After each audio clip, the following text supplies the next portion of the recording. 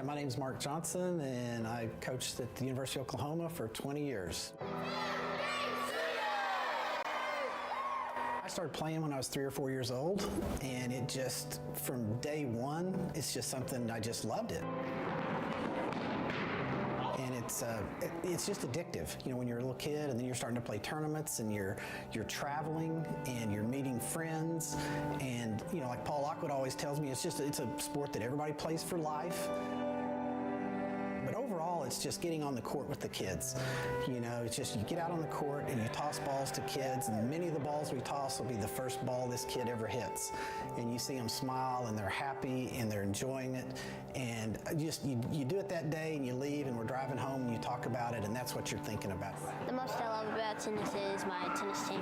I think they're like family to me. His confidence level has boosted, just his assurance in who he is as a Christian, and being around his friends who also have the same beliefs and they also have the same sport in common. So it's been amazing all the way around. Small towns need it. They really do. They're looking for something to do. And now with the foundation, I think we've got the opportunity. I know, Carmen, you've talked, the goal would be to maybe get tennis into all 77 counties at some point, which is a big goal, but it's possible. It may take, who knows, 5-10 years to get to all these places, but we need to try to introduce tennis to the small towns because they really do need it. And you don't know where the next Wimbledon champion's going to come from. Again, it's a sport where players can play for decades, where in a lot of sports you really can't. Coach Francis Baxter was a big initiating force, and I think he got together and he and some other men really put it together. It's our job when we go to these small towns, and it happens all the time, is for those kids to ignite and fall in love with the game of tennis. And they go home and they'll tell their mom and dad, I want to be a tennis player when I grow up. We at Oklahoma Tennis Foundation really believe that we can reach kids all across Oklahoma by winning their hearts through tennis. And part of that is going to all 77 counties and bringing tennis to them. And we're going to do that. And we couldn't do that without our awesome coaches and our board and all of the volunteers that we have helping us. And we really couldn't do it without you. There's a reason that our tagline is "We Start with Love."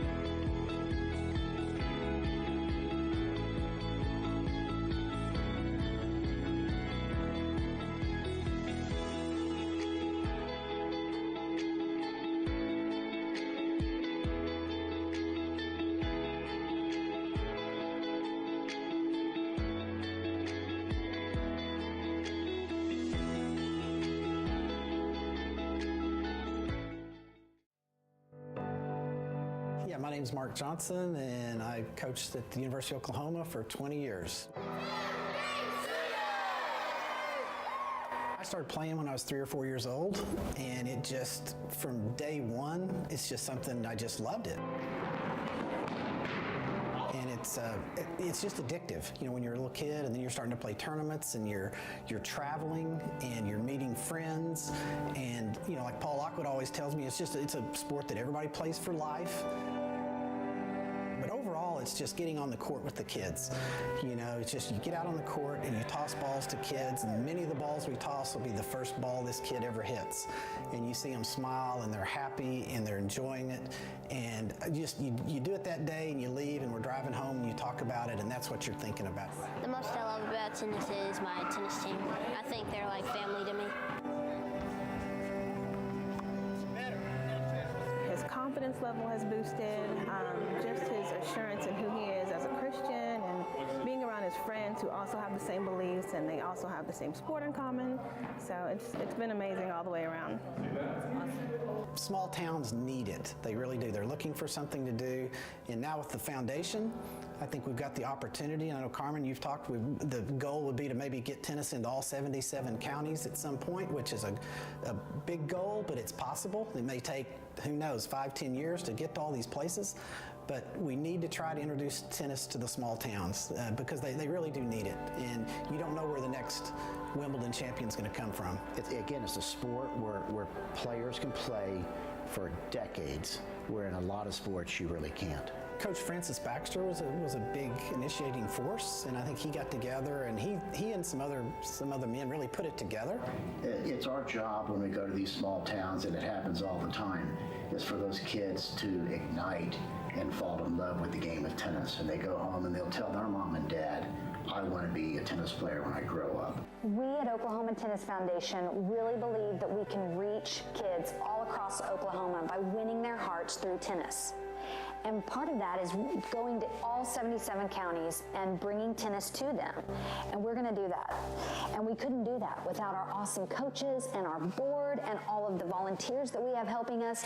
And we really couldn't do it without you. There's a reason that our tagline is "We Start with Love."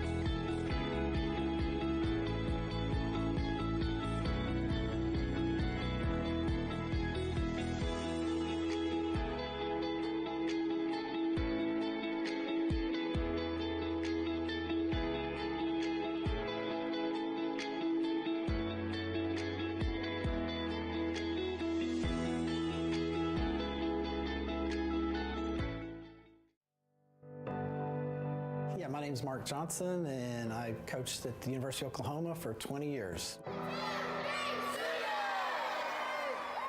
I started playing when I was 3 or 4 years old, and it just, from day one, it's just something, I just loved it. And it's just addictive. You know, when you're a little kid and then you're starting to play tournaments and you're traveling and you're meeting friends, and you know, like Paul Lockwood always tells me, it's a sport that everybody plays for life. But overall, it's just getting on the court with the kids. You know, it's just you get out on the court and you toss balls to kids, and many of the balls we toss will be the first ball this kid ever hits. And you see them smile and they're happy and they're enjoying it. And just you do it that day and you leave and we're driving home and you talk about it, and that's what you're thinking about. The most I love about tennis is my tennis team. I think they're like family to me. His confidence level has boosted, just his assurance in who he is as a Christian, and being around his friends who also have the same beliefs, and they also have the same sport in common. So it's been amazing all the way around. Small towns need it. They really do. They're looking for something to do. And now with the foundation, I think we've got the opportunity. And I know, Carmen, you've talked, the goal would be to maybe get tennis into all 77 counties at some point, which is a big goal, but it's possible. It may take, who knows, 5-10 years to get to all these places. But we need to try to introduce tennis to the small towns because they really do need it. And you don't know where the next Wimbledon champion is going to come from. It's a sport where players can play for decades, where in a lot of sports you really can't. Coach Francis Baxter was a big initiating force, and I think he got together, and he and some other men really put it together. It's our job when we go to these small towns, and it happens all the time, is for those kids to ignite and fall in love with the game of tennis. And they go home and they'll tell their mom and dad, I want to be a tennis player when I grow up. We at Oklahoma Tennis Foundation really believe that we can reach kids all across Oklahoma by winning their hearts through tennis. And part of that is going to all 77 counties and bringing tennis to them. Good evening and welcome in, everyone, to the final round of matches at the 2024 Oklahoma Tennis Foundation Invitational. Alex Gruskin here. It all comes down to one final round, and you see it on your screen. We are 4 matches wide once again here at the beautiful Edmond Center Court facility in Edmond, Oklahoma. The match we're going to be focused on is on court number 3, but just wanted to show you happening across the grounds right now here at the ECC. You see it currently on court number 1, a fantastic matchup. Again, our 7-8 matchup, serious prize money still on the line for each of these teams in our 7-8 matchup. Team Epps, Gracie Epps taking on Team Seth Moore, court number 2. Our 5-6 matchup, Martina Zerillo taking on Team Maria Berlanga of court number 4. Our 3-4 matchup, and that's going to be a doozy. Team Watling taking on Team Staker. And then last but certainly not least, our final match of the tournament, our finals here of the 2024 Oklahoma Tennis Foundation Invitational, a rematch of last year's championship battle. A championship battle, by the way, decided in a sudden death super tiebreak. It's a rematch between Team Mark Mandlik and Team Tyler Zink. Now, we do have a couple of new pieces for each of these two teams. I believe swapping in for Team Zink. Out go Alex Garcia and Sam Crawford. In come Isaac Becroft, Obi Kajuru. I'd certainly argue that is a winning trade. No disrespect to Garcia, Crawford, but again, you bring in a Becroft, who's top 50 player in the nation in men's college tennis, and Obi Kajuru, who's been ranked as high as 2 for much of the last year in the college tennis universe. Again, certainly Team Zink brings their best here to the championship match. But of course, Team Mandlik, a little bit of an upgrade as well. Back is their men's anchor, Alex Martinez. We saw Martinez sub in down 2-1 in singles in the semifinals. He wins 4 of the next 5 games.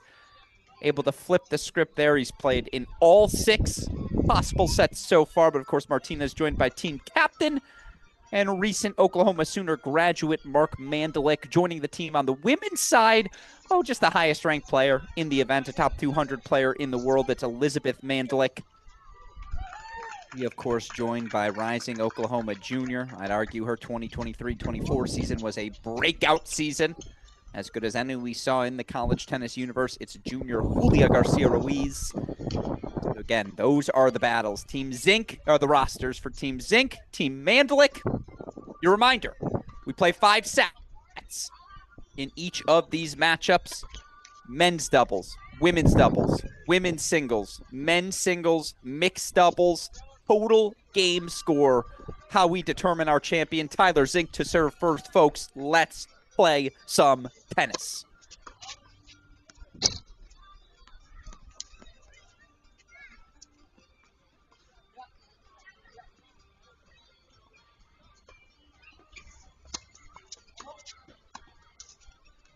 Again, we got serious prize money on the line. No shock to see a little nerves. I will say Zink and Becroft were excellent. Not good, not great. They were excellent in their 5-1 victory earlier today. I'm not sure they missed a return.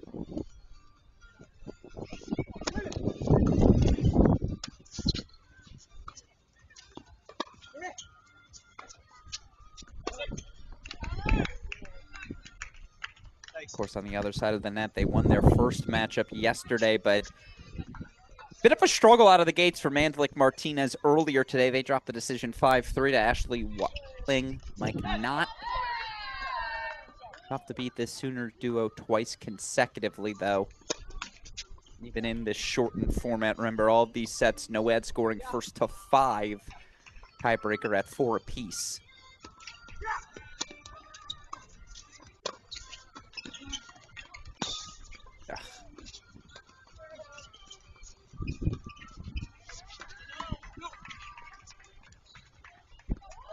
That's money. We'll show you our first replay here of the match. A beautiful touch lob here, and we'll show you the hands one more time. Alex Martinez says thank you.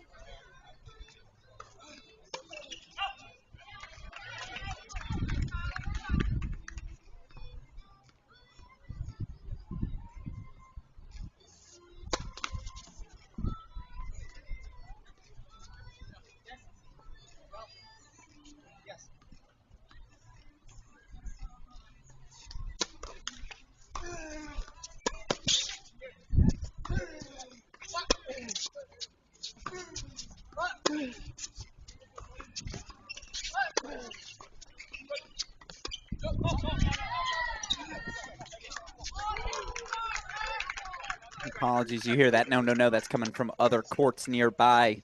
It's a beautiful move there from Beecroft, and again, Zink so steady on that baseline. Scouting report of the conditions here at ECC. Slow. And yet I've been told these balls in particular are just flying off the string. Nope, good eye, yeah.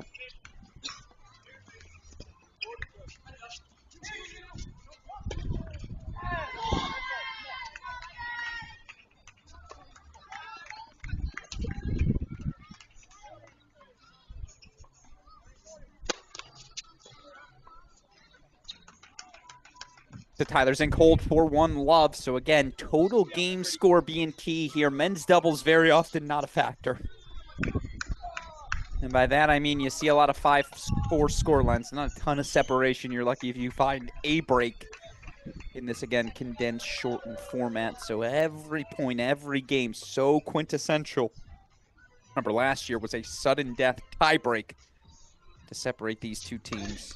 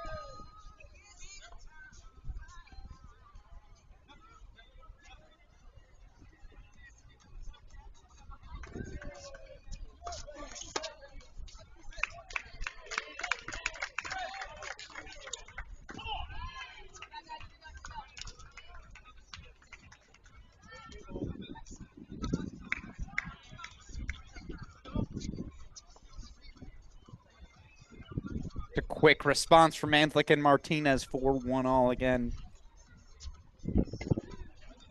Alex Gruskin here.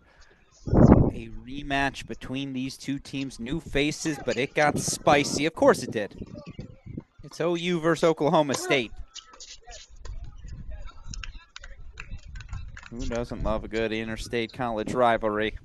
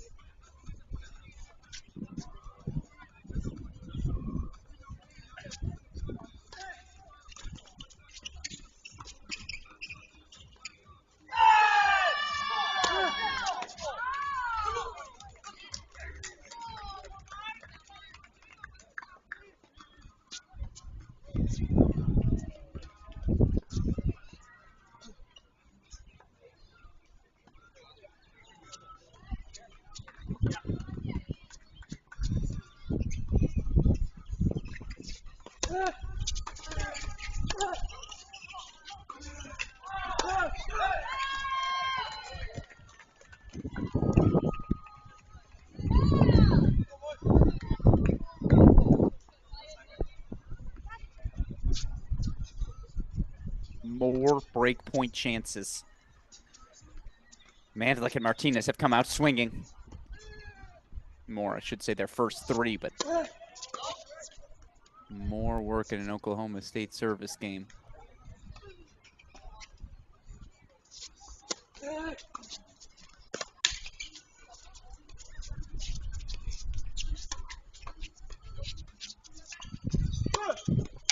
Yeah, that's much better from Isaac Becroft.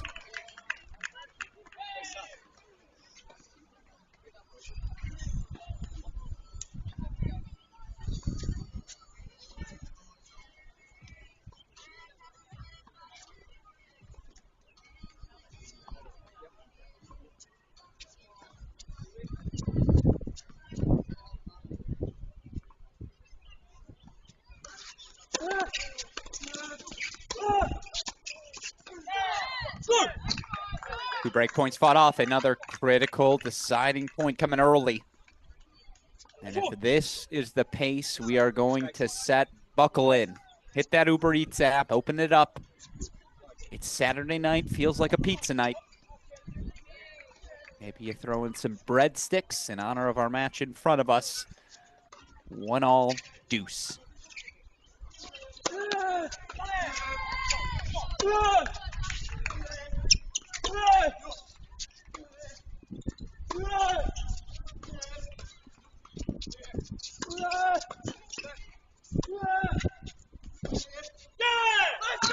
That's an unbelievable hold from Isaac Becroft. 3 break points fought off. 2-1. Team Zink.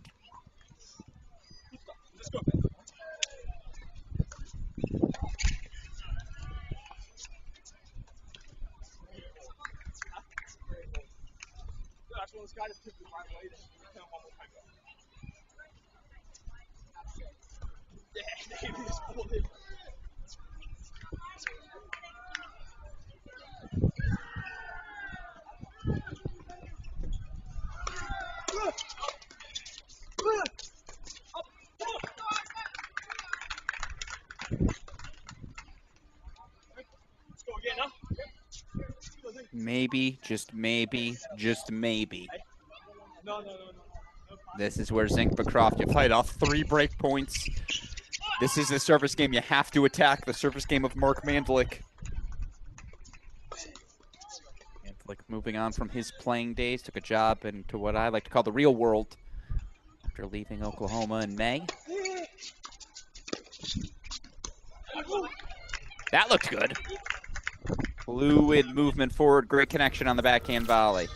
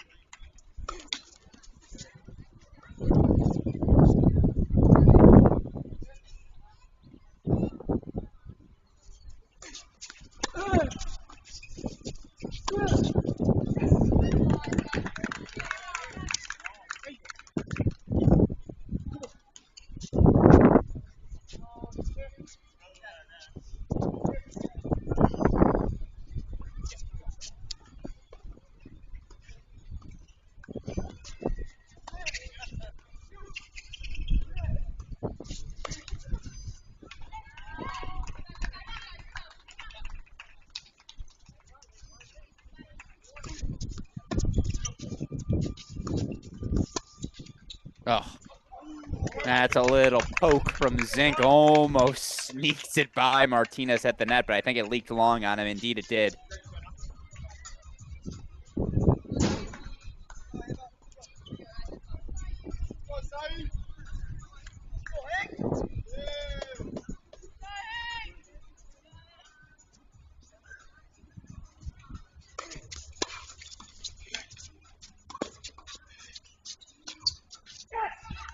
All right, it's the first break point chances for Bancroft and Zink right after they fight off 2.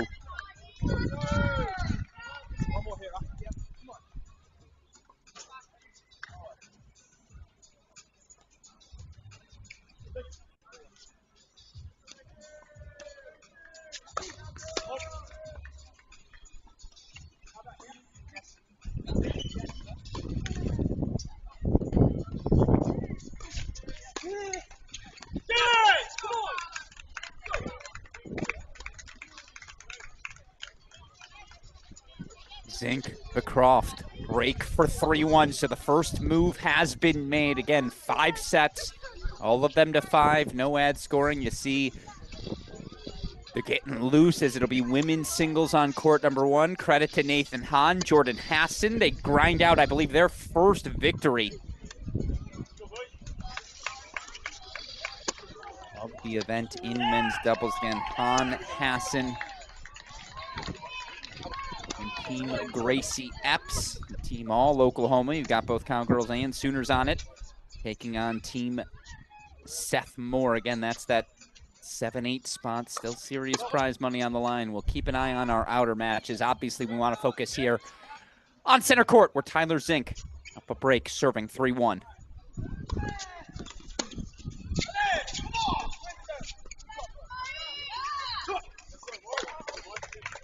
That lob sails long, and I know talking again to some of these players here on the ground, that's their concern as it relates to doubles. Just that lob play has been a little ineffective with how the ball is flying through the air here this week.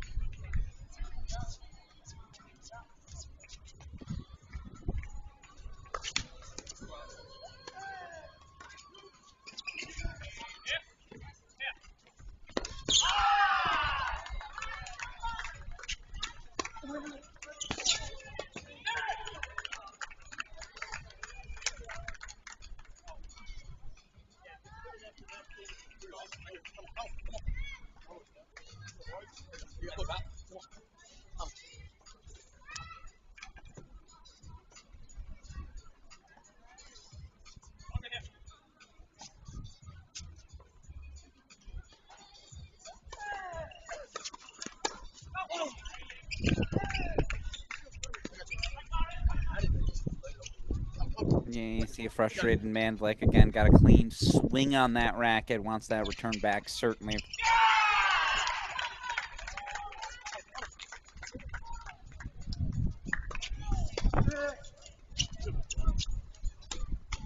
Yeah. Again, it's the spot Martinez wanted to hit, dipped low. You force a moving forward half volley from Tyler Zink.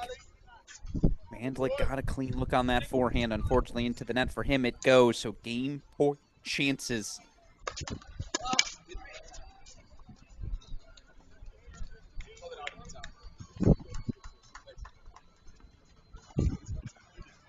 Yeah, you saw Alex Martinez say you called it out. It's out. Did he not call that serve out? I heard some sort of grunt. I thought it was an out call. I thought it missed a little wide as well. Evidently, no. Zink, Bancroft do consolidate. They hold for 4-1. Every game counts, though, so you cannot afford to fall asleep here if you're Alex Martinez.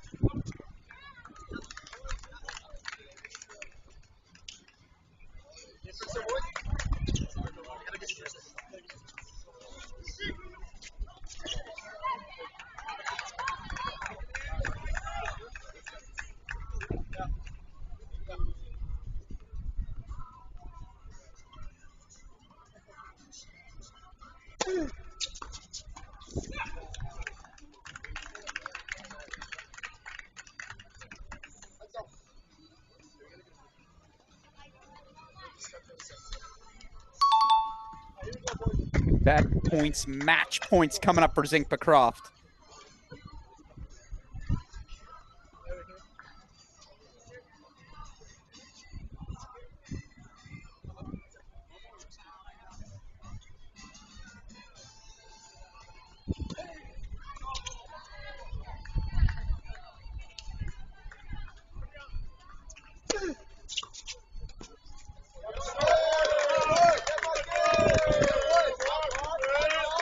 First one fought off, still more match points to come, and there you hear some Sooner faithful in the background.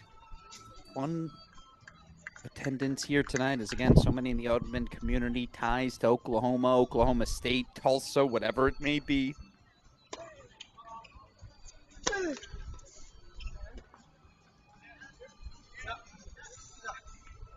Wide serve called. Let's see if Tyler Zink's ready for it.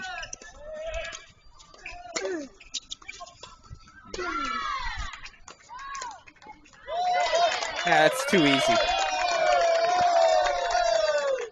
Routine volley put away from Mandlik. Now they've fought off a couple of break points, a couple of match points as well. As you see, Zink excellent with the return there. Split step forward, working his way into the court. Just thought he'd catch Mandlik maybe with a hand in the cookie jar. Not the case. Deuce point, match point. They say, let's go right back to Tyler Zink.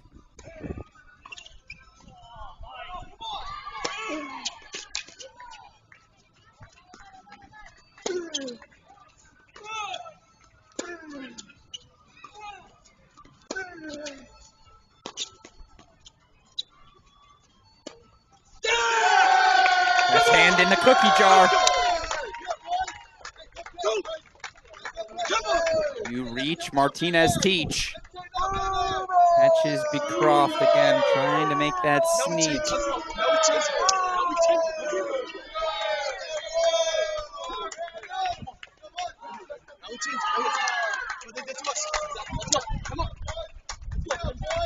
Alex Martinez said it just like they did to us. Break points fought off. They're looking for a break here. They had a look in Bancroft's last service game. I love this energy. Bancroft serving for the set.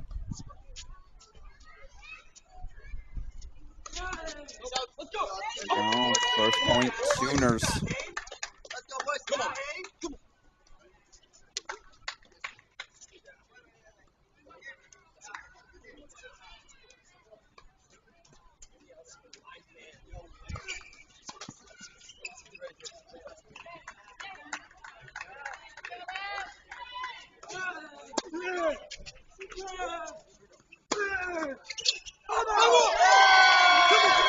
Now make it a love 30, and now you hear the crowd starting to get engaged. Hey, here we go, Marky. Go, boys. All right, boys. All right, boys. Up, Mark. Right here, baby. Right here. Turn me up, Mark. Come on. Come on.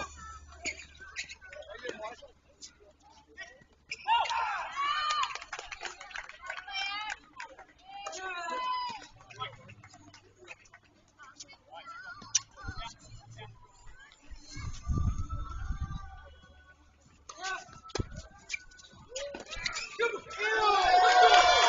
Love 40. Break point chances. Alex Martinez says, I need more.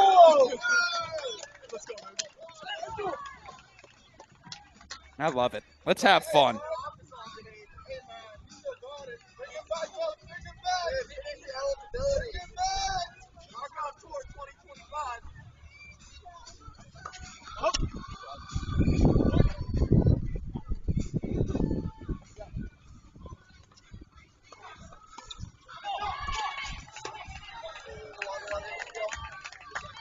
First one fought off.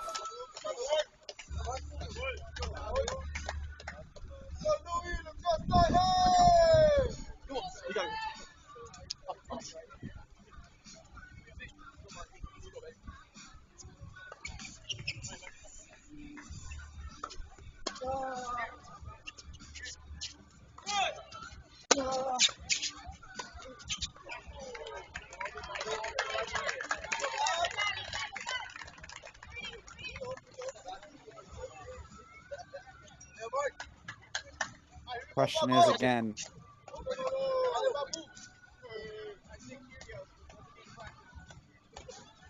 I imagine Martinez takes both of these returns here. So do you take a big cut on this one? No, you got to get this return in play, right? Oh, he does, but Zink a little left cord lock, so okay. From love 40 down, now a deuce point match point coming up. But Croft has fought off 6 break points in 2 service games.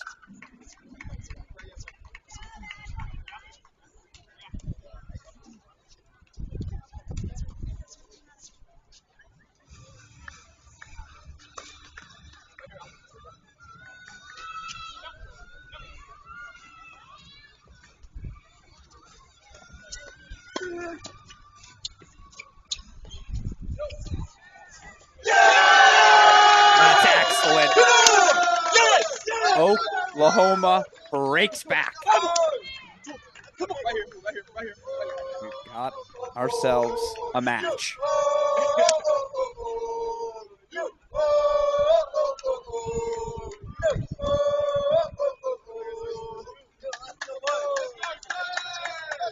As Alex Martinez said, just like they did, you fight off break points, you ride that momentum. Thinking but Croft were able to do it early, and on the 7th break point of the set, Mandlik Martinez convert.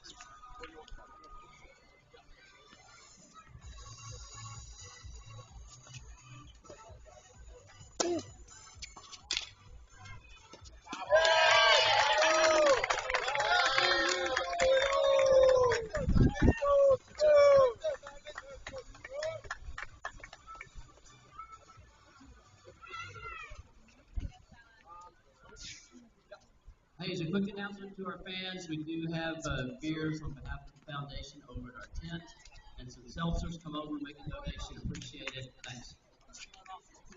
All right, there you hear the announcement. Beverages available for our fans of age. Here's Mark Mandlik. Trying to force a breaker here. Look, that return's not going to count, but was it good from Isaac McCroft?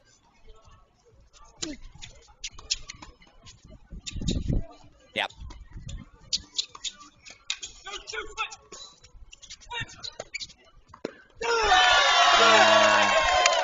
Little miscommunication.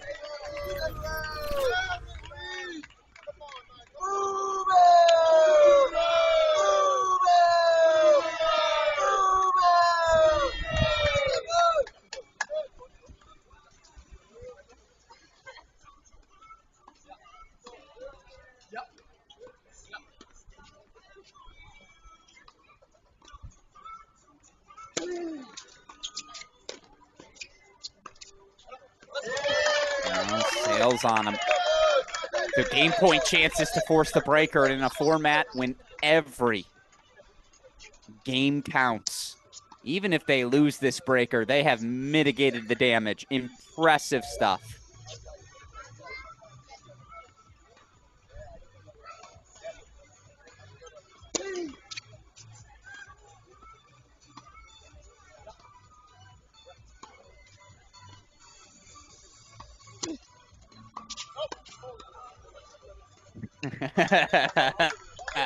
I don't think that one was going out, but it was the late call. Yeah, it's just too little too late from Alex Martinez.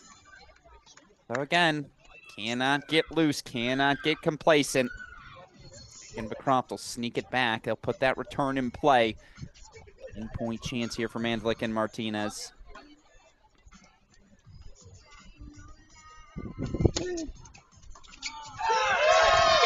We're going to a breaker. This Switch sides every 4 points. We'll switch server every 2.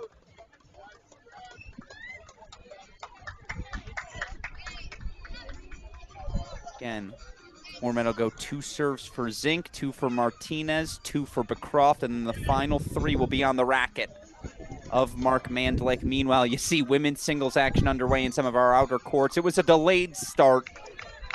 Wanted to make sure by the time everything ended, all eyes would be on our championship match. And certainly if this is the pace, if we're playing tie-break tennis across the board, as I anticipate we might, first to 5, win by 1, 2, 2, 2, 3 the format. First 2 on Tyler Zink's racket.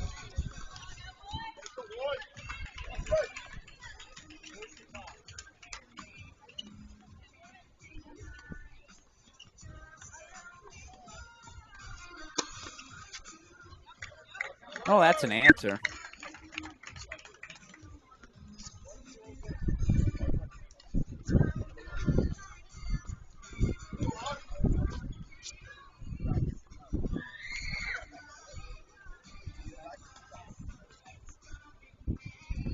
Indeed, is it going to be you, Tyler Zink?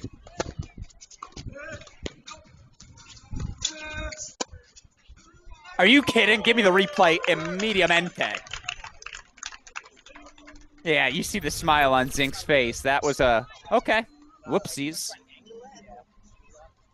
Yeah, right. It's going to be him. The movement's in sync, even if unintentional. 2-love lead for Zink and Beckroft.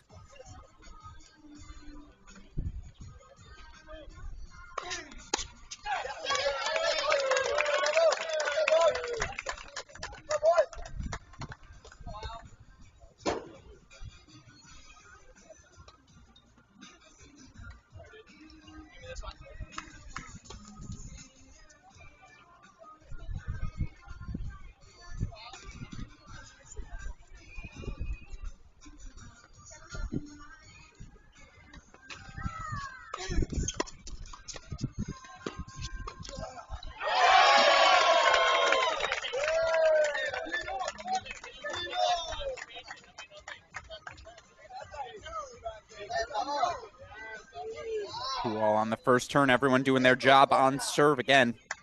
Will be sudden death. First to 5, win by 1.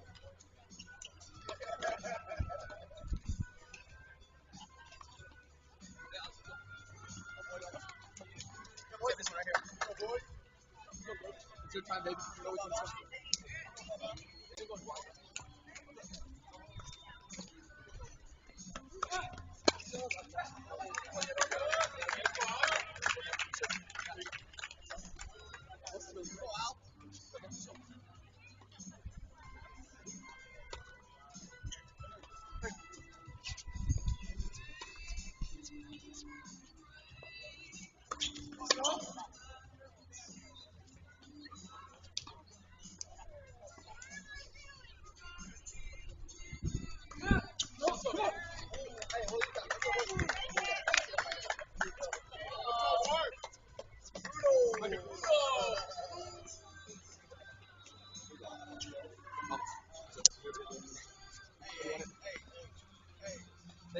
They have the mini break. They've got 3 serves on the racket of Mark Mandlik. What are the choices to the spot? How aggressive? You see the call is T-fake.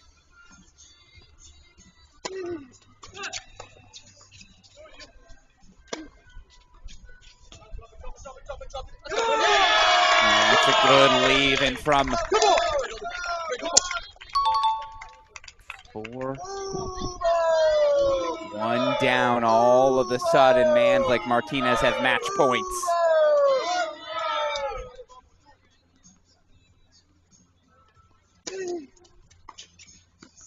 Oh, come on. Tyler Zink says, nope. No thank you. Meanwhile, Mark Mandlik hit that ball over. Yeah, that was a mistake. It'll be Mandlik serving, certainly, you have to imagine, to Zink, who has hit some miraculous backhand winners in this set, hasn't he? It's 4-all, 4-all. It's Mark Mandlik's serve.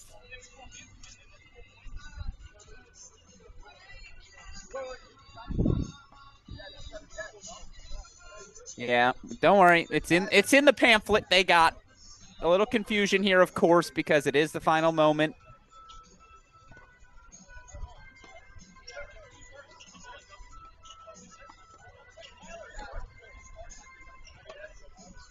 There we go. Confusion clarified. Yeah, they did have to change sides. It was 4-4, but it is Mark Mandlik. For all, he's for sure serving to Zink.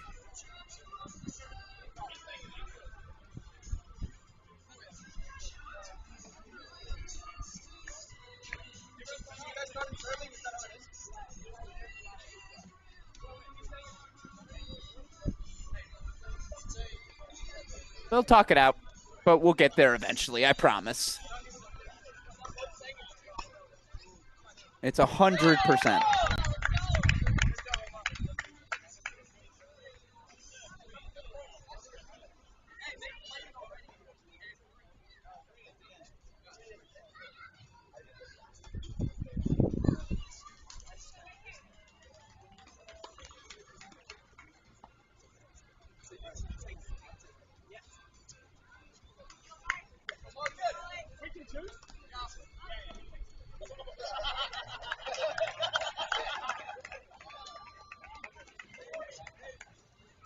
And they do indeed say, let's go to Zink.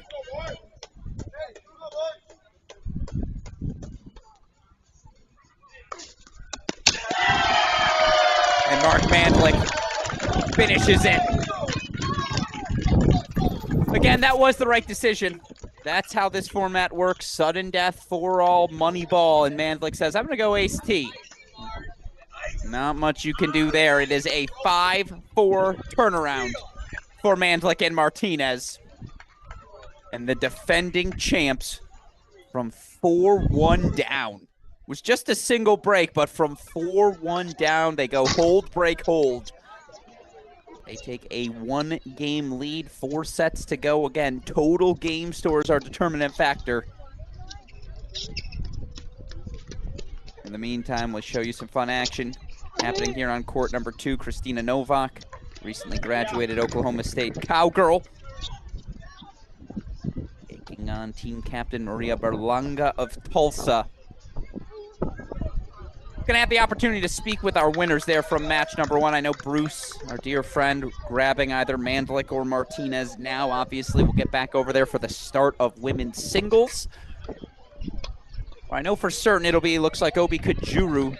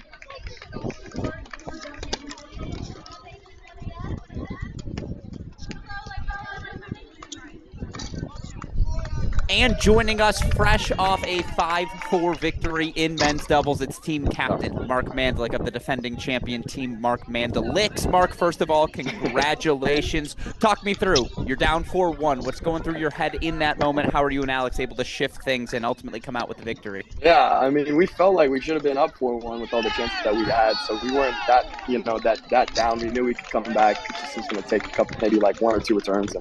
And we were pretty confident the whole time. We were feeling the ball pretty good. So. Yeah, no, certainly saw that. And I saw Alex say to you after, I think it was him who fought off a couple of break points in his service game, hey, we're going to do what they did to us. They fought off break points. They got that break right back. Mm-hmm. You talked about that confidence, that swagger. I felt like you guys were playing with that little extra bit today. Is it because it's a final? Is it at the crowd out there? What is it, that comfort level between you and Alex? Where does that come from? I mean, we've just been through a lot together. And, I've seen him come through in the hardest moments together in these biggest matches, playing TCU at night, all these big matches that I've seen him win. And we just kind of, I don't know, especially this last year, we found a lot of belief in each other in this team, and it was fun to be back out there. No, it was fun to watch. Now, let me ask you, 4-all overall, obviously it's a sudden death format. Who called the T serve there, and how did it feel to execute on that ace? Yeah, I told him, I was like, let's just switch it up. I want to go big T, go for it, and he was pretty happy after it. Yeah, no, great call by you, my friend. Yes, a job well done. Well, talk me through, what's the singles decision? We've seen Ellie, we've seen Julia, who you got out there playing tonight. Yeah, we're going to start with Ellie, just, just a little bit of a new face out there, not a college, and see how she does, and maybe make a switch if we have to, but I'm pretty, I think she'll be okay, so we'll see. I agree. I think Ellie Mandlik, pretty good tennis player, tuning in at home. My last question, what about for you guys, men's singles? Do you ride the hoss, or do you say, hey, I got this tonight, Alex? No, I think I've set the rackets down, so I think, my desk job, I'm gaining a little weight. I don't know if I can do the singles. I'm more of a doubles player now. Yeah, well, look, evidently in the comeback victory, again, a 5-4 win for you and Alex Martinez. Captain Mark Mandlik, congratulations, and obviously good luck as the match keeps going. Awesome. Thank you, Alex. See ya.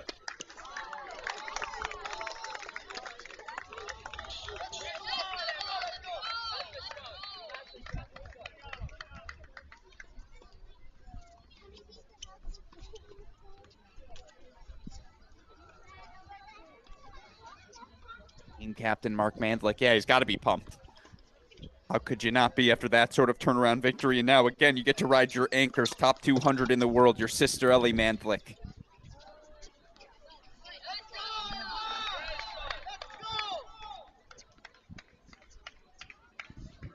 Julia Garcia-Ruiz, the junior, who has had just a breakout last year of collegiate results. And then, of course, again,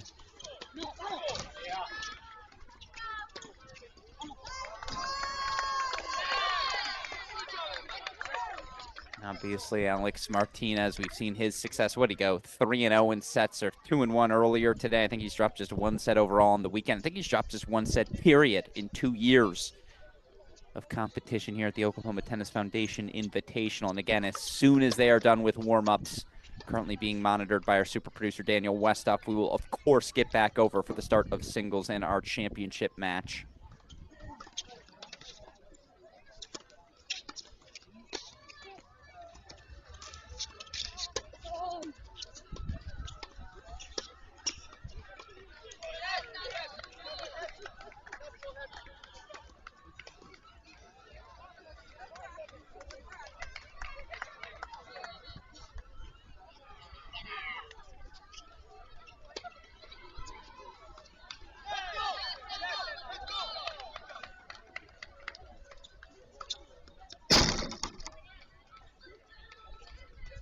Here, Gracie Epps, by the way, the sophomore, transfer to Oklahoma State, taking on Oklahoma sophomore Chloe Noel. You wonder if this might be a preview of a match we might see at some point, whether it's in a regional, a sectional, over the next couple of months in dual match play later this season. Although it's worth noting, Oklahoma State no longer in the same conference, so not sure if we'll see them on each other's schedule. You'd assume yes, but still TBD. Gracie Epps here, match points. Again, we'll get back over to that singles matchup. As we learned, it will be Ellie Mandlik taking on Obi Kajuru.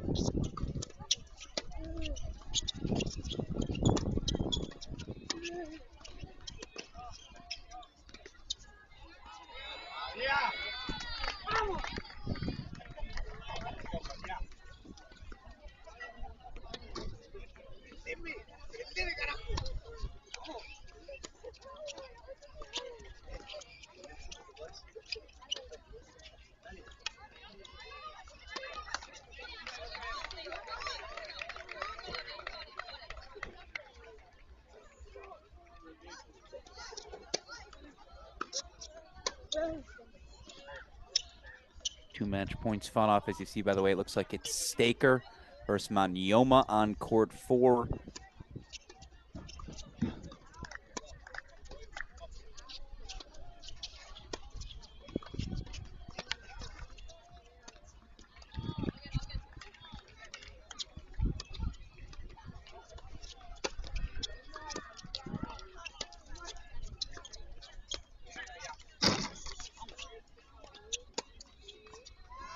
Gracie Epps takes it.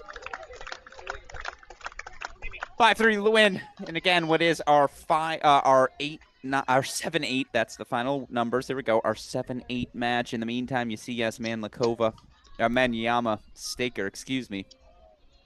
Mandlikova, Jesus. 2-all here. Can we go back to Obi Kajuru? We see they're out of the chair. In fact, looks like they're about to get underway, so let's go full screen to it. Court number 3, our women's singles match officially set to roll. Obi Kajuru, the Oklahoma State senior, will serve first on the far side.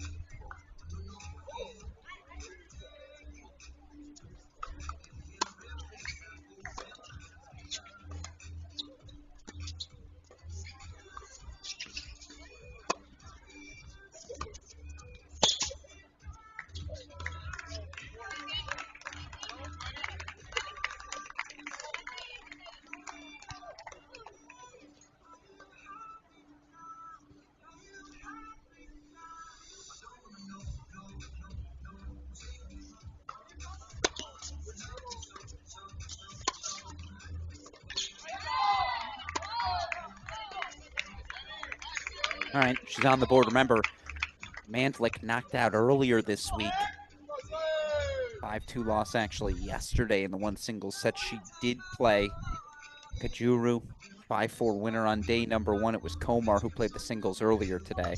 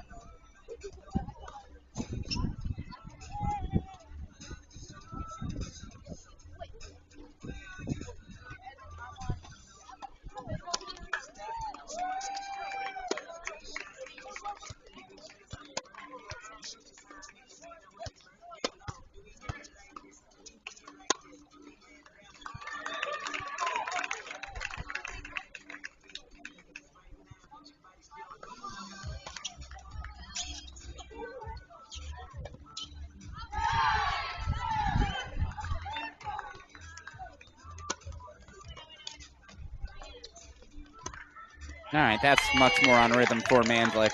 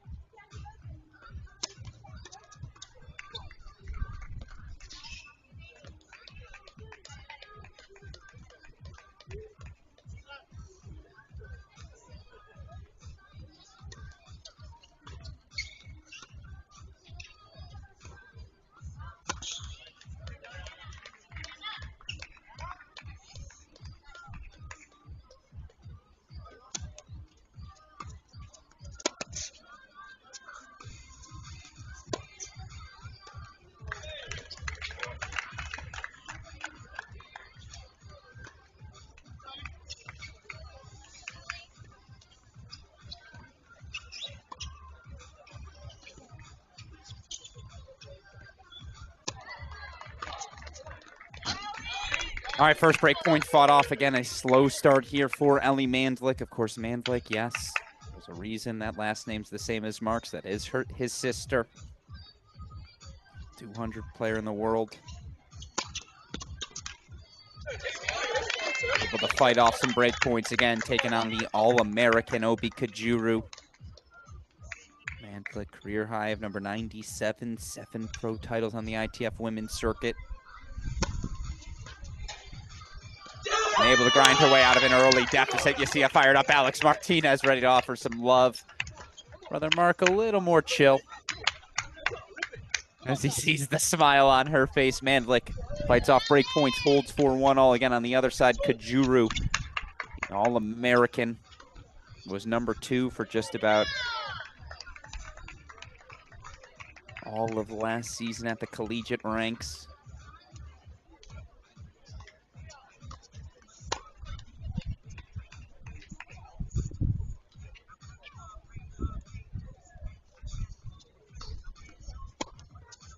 All-American in both singles and doubles last season was Kajuru, 20-3 in singles, 20-4 in doubles.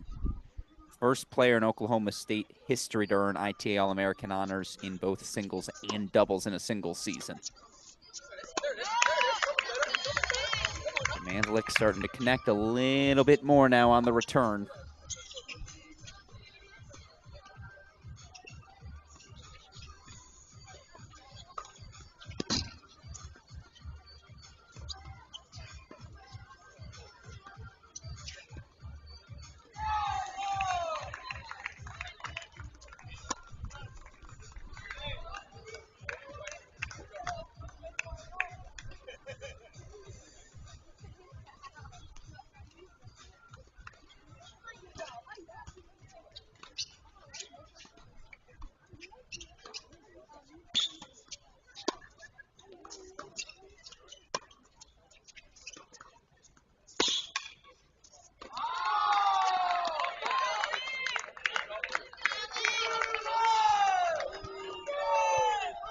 All right.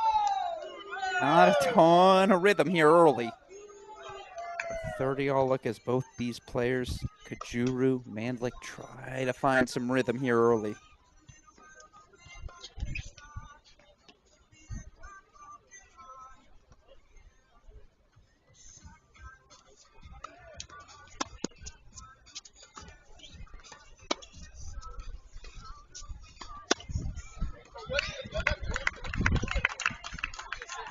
Yeah, it's just sailing on her ear early.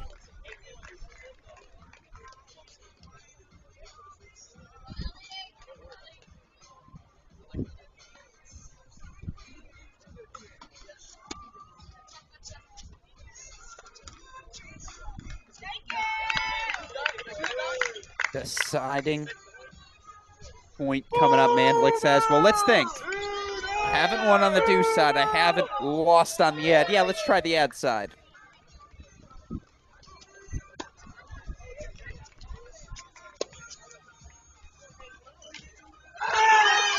Early errors, the theme thus far. Martinez bringing the energy, trying to engage these fans. Again, it is turning into an old-fashioned OU Oklahoma State rivalry match. 2-1 Mandlik.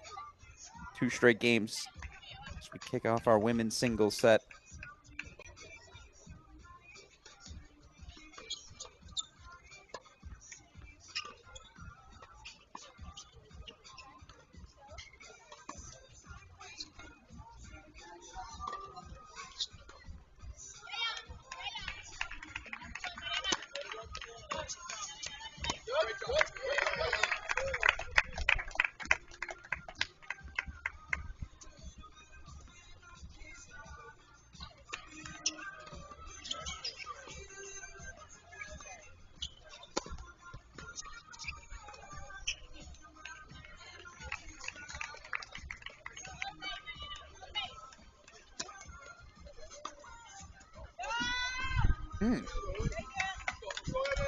Yeah, if you're Kajuru here, do you switch gears? Do you try to slow down his pace to play? I mean, it's tough to say. Again, not a ton of rhythm here through the first 3 games.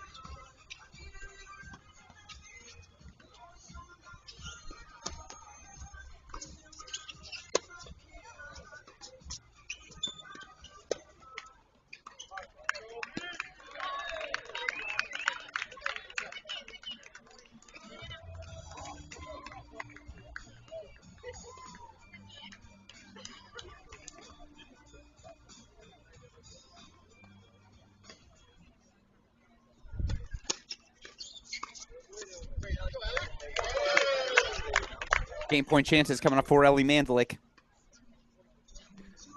And again, is this highlight real tennis? Maybe not, but it's effective.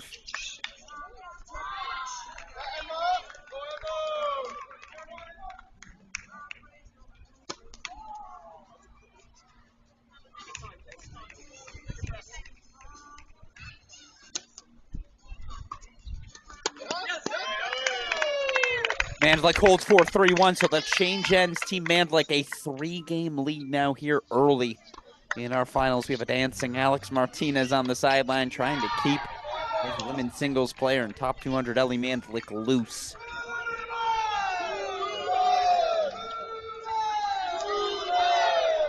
As you see there over on court number 2, they're getting ready for women's doubles, as it was in the end. Mariana Manyama, 5-3 win over Christina Novak.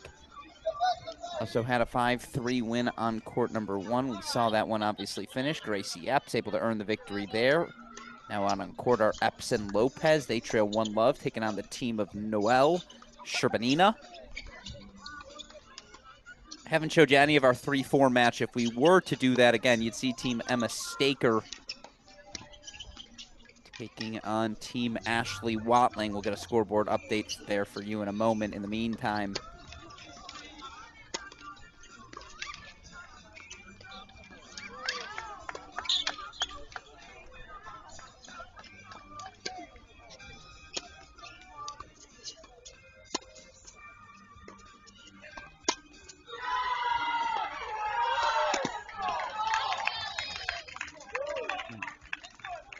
Team Watling currently an 8-6 lead, as Emma Staker got a 5-3 lead in 5-3 win in singles, but Watling and not a 5-1 win in doubles. So again, right now currently an 8-5 lead for Team Watling.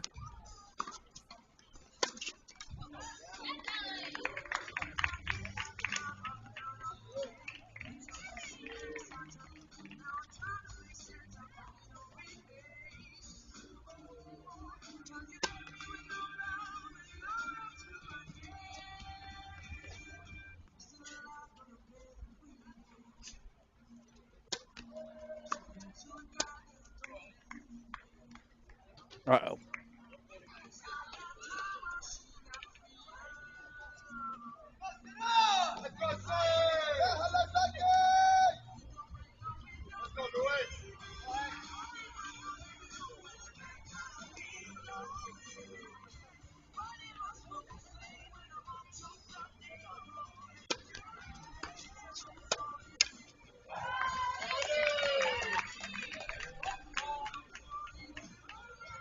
Well, this is the Mandlik you probably expected at the start of the weekend. Again, the highest ranked pro in the field, double break 4-1 lead on Kajuru, and now you start to see that dangerous thing in this format. You start to see some separation.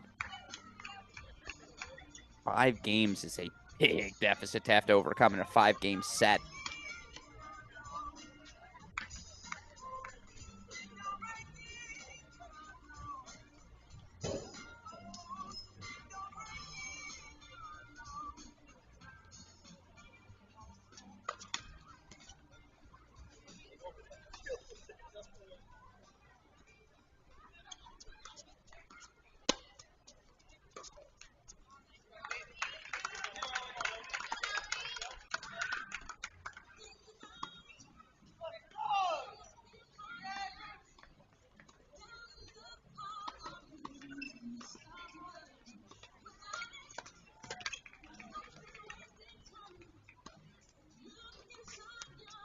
As soon as they start warming up serve, that's when you guys gotta be on the court.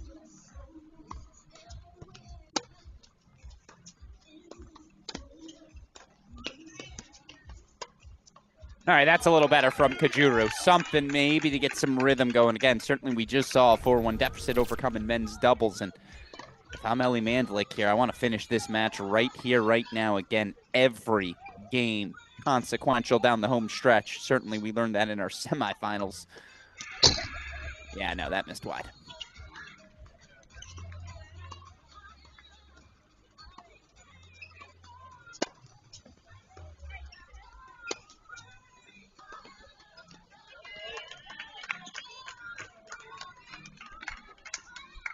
Break point chances for Kajuru to just ever so slightly stay alive.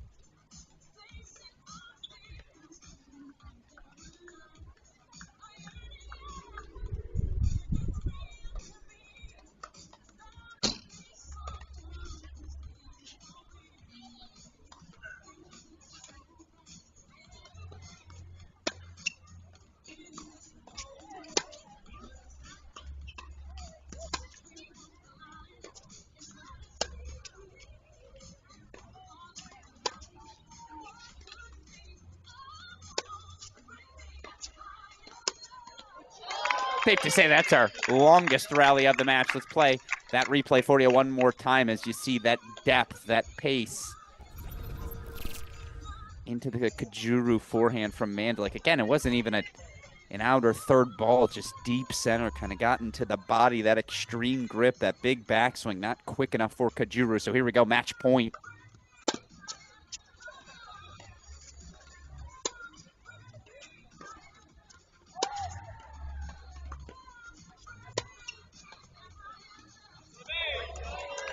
All right, that's something. And you see captain, coach Tyler Zink, he's out there. Body language to suggest, hey, let's just relax. Let's play some tennis here. You hear him, love it, Obi. Certainly for Obi Kajuru, able to just stay alive a little bit longer, keep it under that 5-game deficit, keep everything within a 1-set margin. Again, total game score, top right of your screen.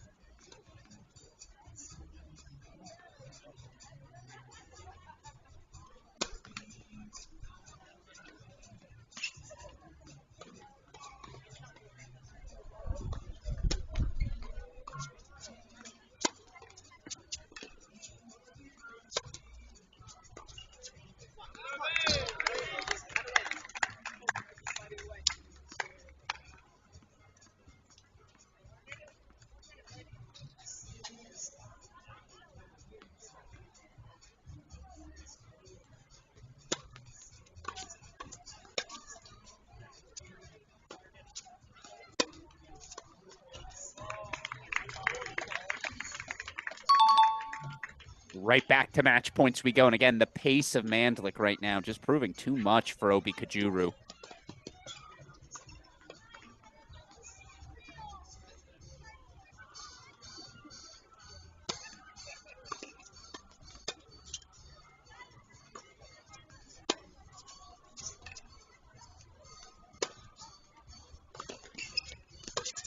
No, that missed long. Yeah, no, for sure. For sure.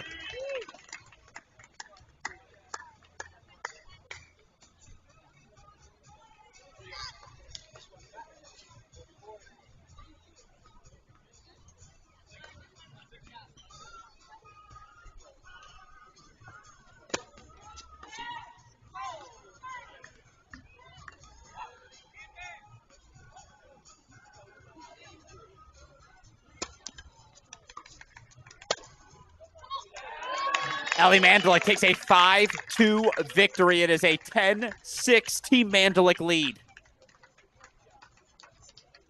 former top 100 player in the world, bringing her best in her final match on the job. So again, you see top of your screen, 10-6 lead, 4 games with 3 sets to go. That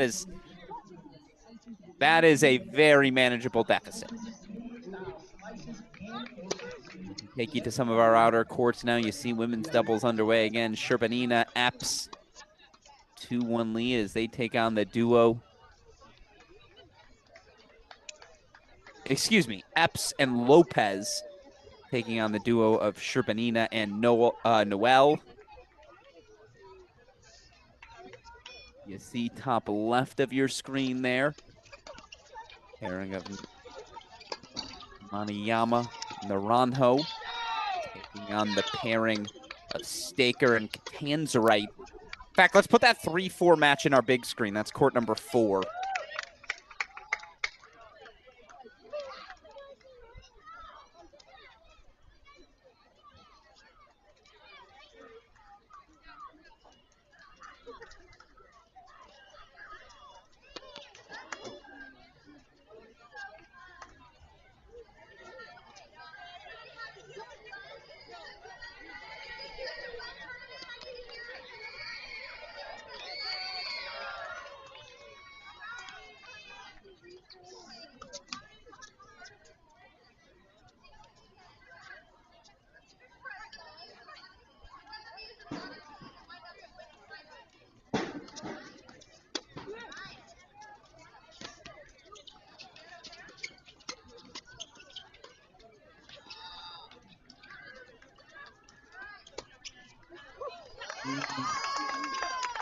Overhead left a little something to be desired. Doubles action just underway. Obviously, we'll get women's doubles action in our championship match. We'll get Ellie Mandlik back on court. She'll be partnered with Oklahoma junior Julia Garcia Ruiz, of course. Obi going to be joined by her All-American doubles partner, Anastasia Komar, and that's a must-have set for Team Zink.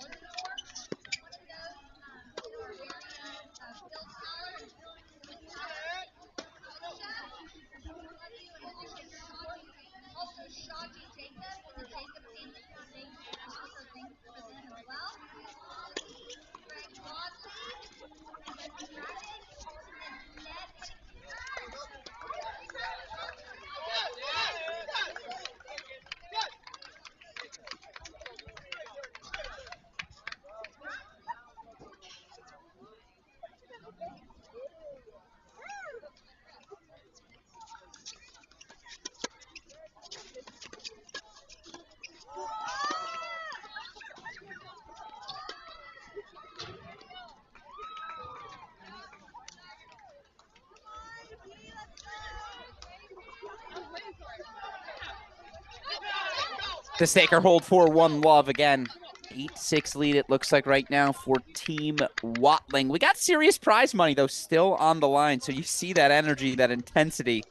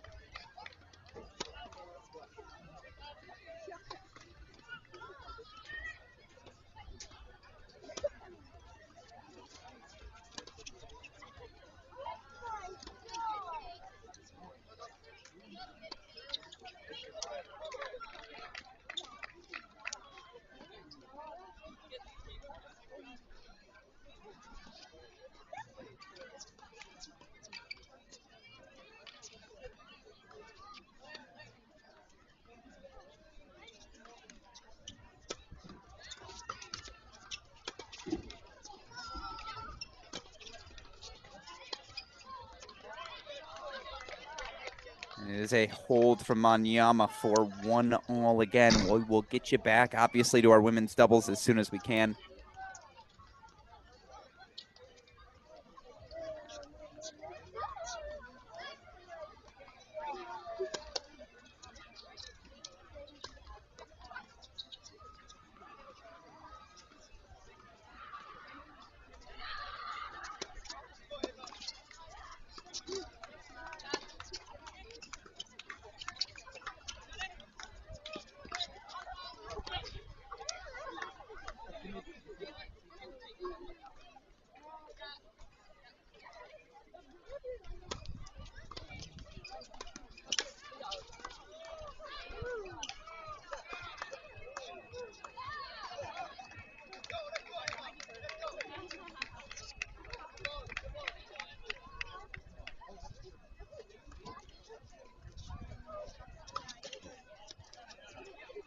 And they're hitting volleys right now over on court. Obviously, no interview for you after that match.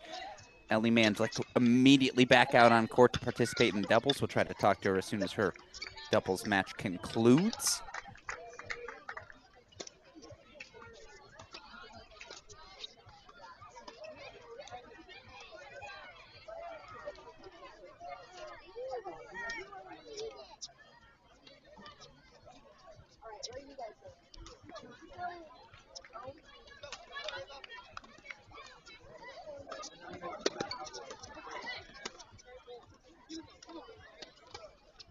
Right here.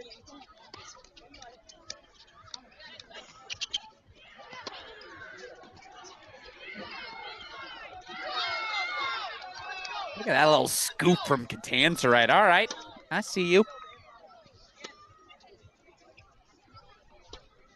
Excellent little half volley scoop there, but again, got caught with the hand in the cookie jar linking towards the center. So 30-15 here for Catanzarite Staker.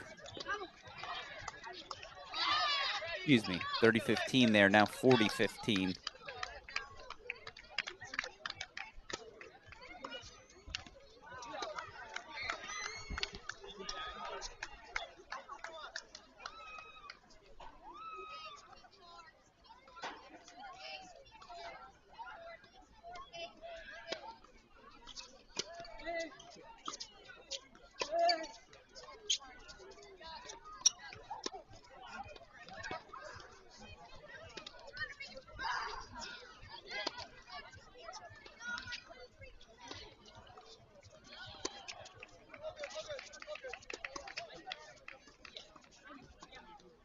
Again, obviously, we'll get back over to court number 3 as soon as we have action in our women's doubles.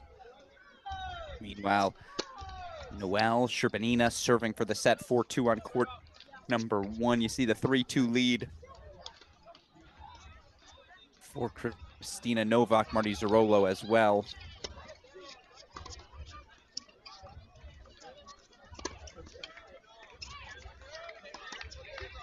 No, but all of a sudden, 40-15 becomes a deuce point. So what side do you go to here? Do you go Naranjo? Do you go Manyoma? Looks like they're going Naranjo here with the return, so deuce side the call.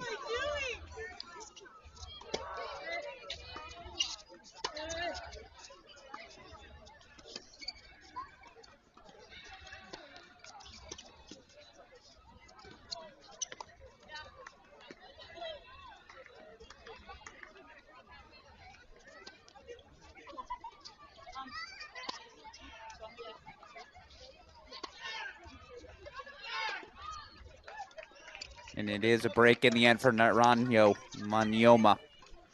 So 2-1 lead in our 3-4 match. Back over to court number 3 we go to our championship match again from 4-1 down. Mandlik Martinez.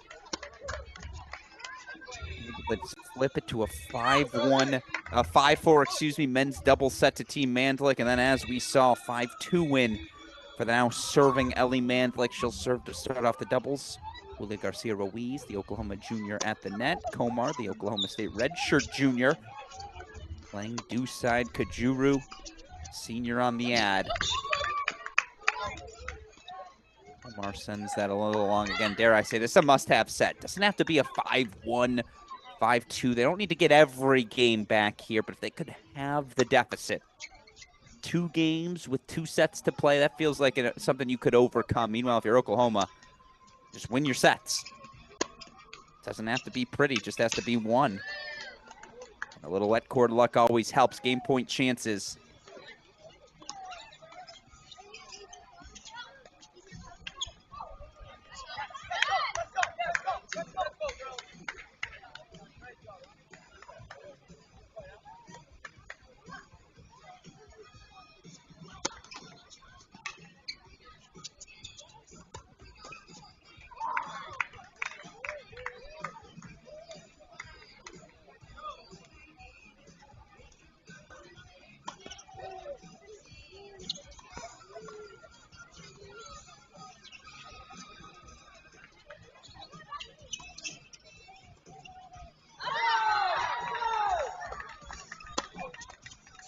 Yep. The bread and butter stuff, and that's what they need to get back to doing. All due respect to that women's singles set, but Obi Kaju just couldn't put 4 balls in play in a row. I don't think we got more than 3 extended rallies, 3 6+ shots.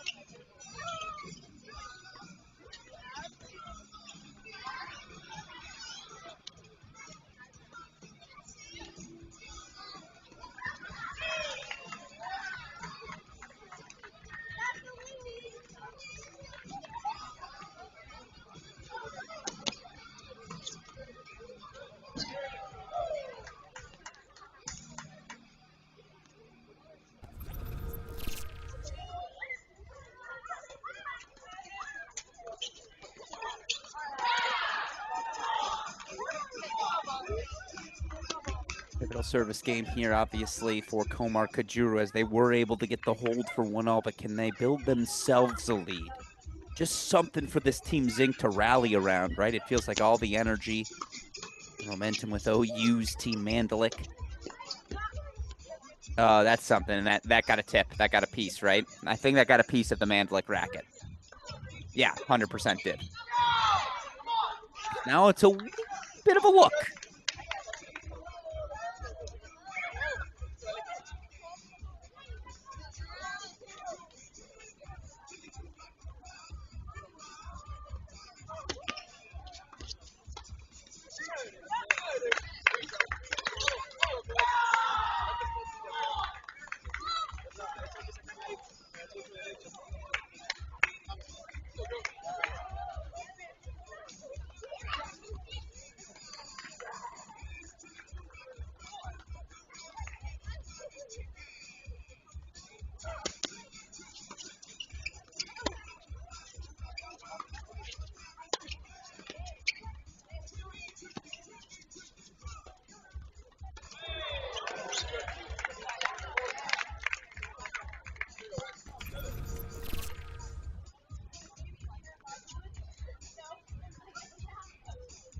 Oh, yeah, that's real nice.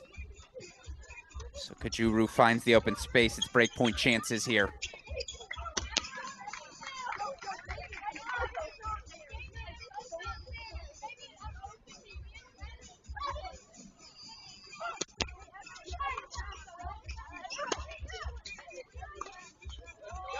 It's a big swing there again. Steady stuff from Julia Garcia Ruiz. Good depth. Finds the elevation. She's at her best when she's playing with that forehand aggressively. In particular, she'll throw you a shoulder height line unexpectedly, and it'll catch the net player off guard. Obviously there, though, the depth doing the job. Still 2 more break points here for Kajuru Komar.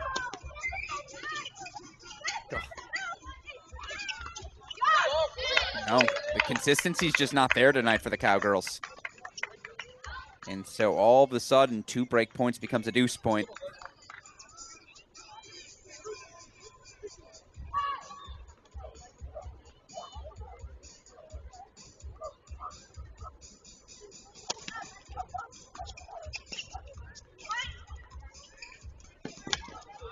But there it is. We'll show it to you one more time.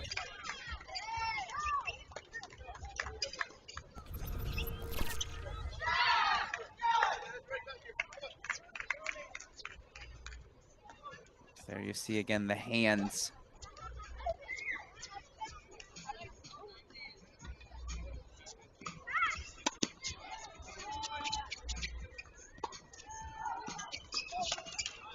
It's momentum.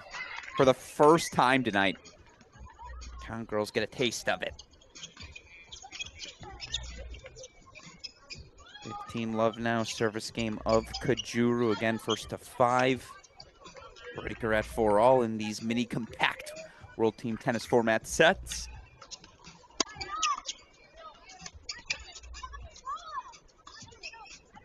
Oh, get out of here. I mean, come on. When it's working, and all of a sudden now those balls are starting to land inside the baseline. Kajuru catches Mandalik asleep there almost at the net. I didn't think she was going to that target either. Caught me off guard. 30 love now.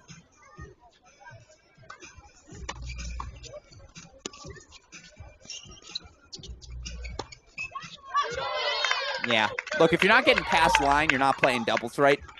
I got no problem with Komar leaking towards the center, but I mean, I think she left before Kajuru started hitting.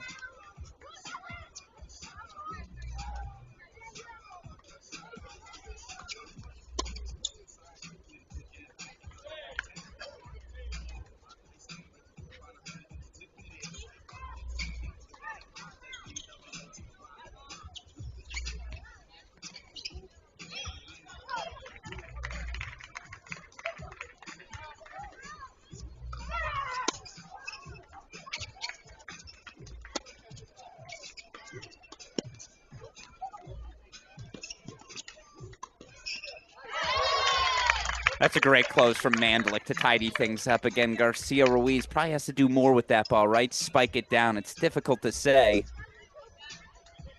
Easier to say, excuse me, here in the booth than it is to actually execute, particularly on the high backhand wing. But nice follow forward there by Mandalik.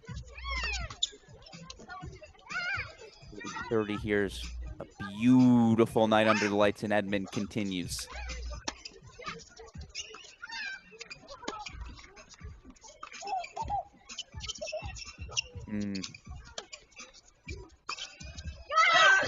No, that backhand's just not there tonight. It's just not.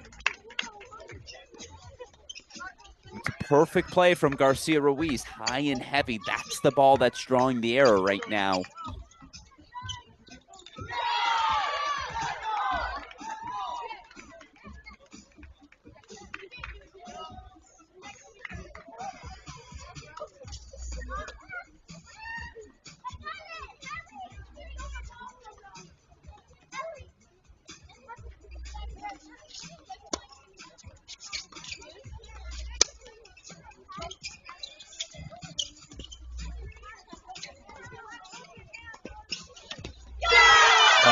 Such a good ball from Mandalik, kept so low there. A great poach from Komar, who probably went a little too much sideways as opposed to forward. Yeah, watch this poach here. Did she close or did she go sideways? Yeah, more close than forward. Little note, yeah, you want to move sideways on that poach, but you also want to get as close to that net as possible. All you got to do is get your racket on the ball, then it's an easy spike down. Instead, it is a break back for Mandlik and Garcia Ruiz, and the word resilient. That's been the performance tonight from this top-seeded defending champion team. 2-all overalls, they'll change sides. I like that the bench will change sides with them. Meanwhile, it does look like Court 2's ready for our men's singles. That means women's doubles action underway. We'll get you a scoreboard update here. Right now in our other matches, we have a 13-11 Team Zarolo lead, 11-9 Team Watling leads, and then 12-all between teams Moore and Staker. Our Court 4 3-4 battle.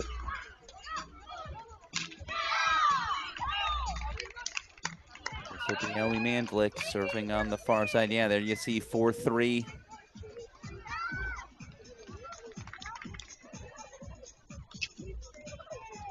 Right here, 4.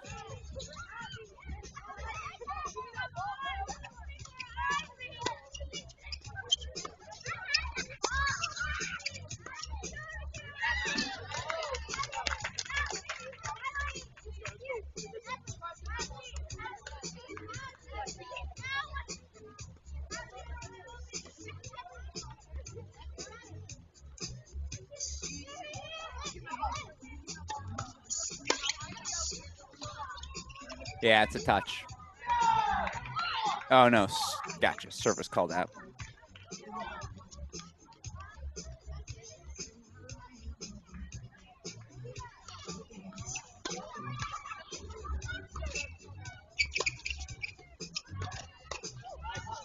Middle solves the riddle. That's the volley Komar's been looking for. Closes so well.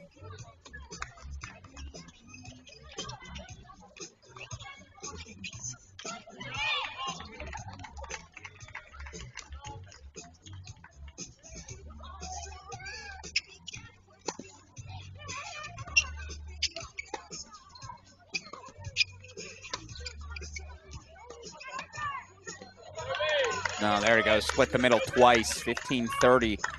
Kajuru just holding her ground there. And yeah, that's the play I would suggest for these Oklahoma State Cowgirls. Get forward. The baseline exchanges. One-way traffic towards Team Mandlik right now, to their credit.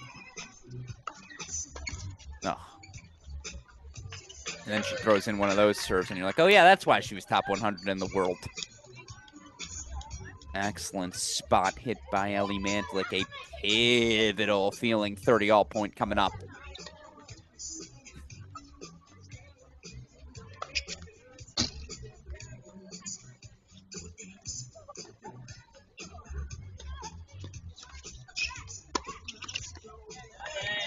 No, sails wide. And that was a good change of location.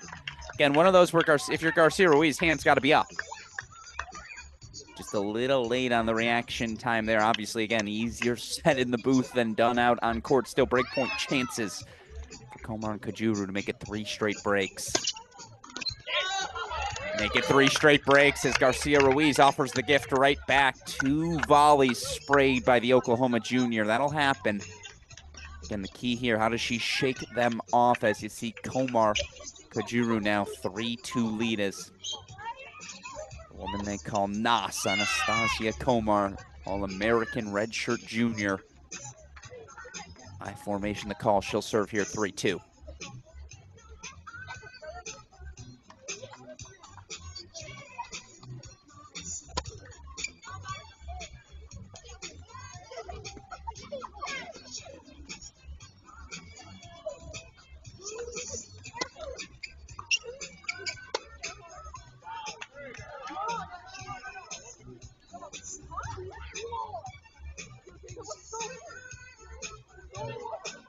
Well, you knew it was going to come eventually. It's our first call conflict. Again, far side of the camera, your guess is as good as mine.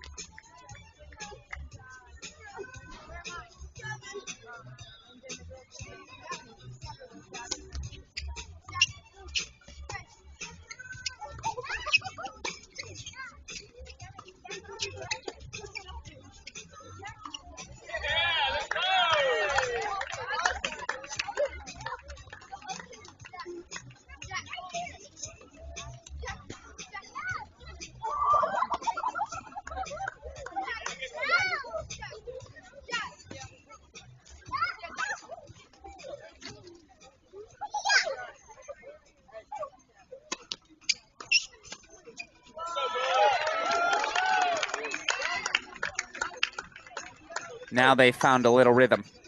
Game point chances for Komar Kajuru to consolidate, end this 3-break run. By the way, I'm pro let the music keep playing during the matches. I promise you, when these players are in practice, there's music jamming in the building. This adds to a more lively environment, certainly here tonight.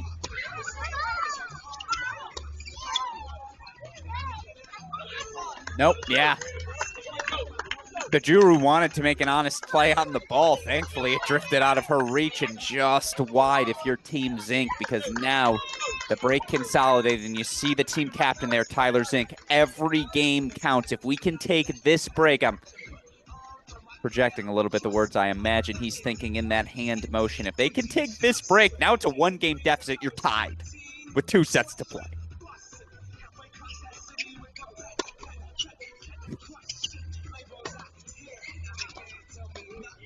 Oh, no. When you're poaching like that, you're just feeling it.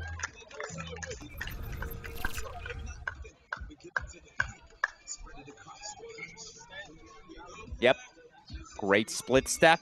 And again, did she move laterally? No, she moved laterally and vertically into the court.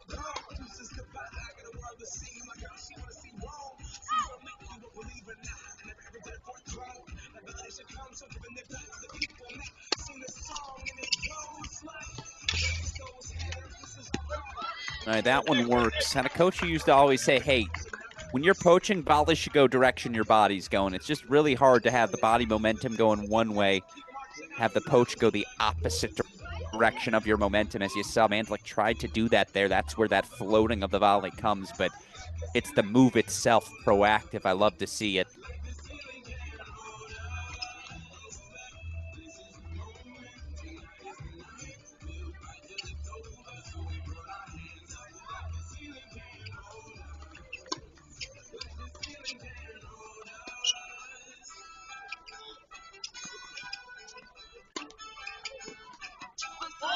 Oh, yes. Give me the replay. Belongs in our top 10 of the weekend. Her hands are always up, folks. Anastasia Komar's ready, and Nas. A little short angle gem. 30 all. They're 2 points from the set.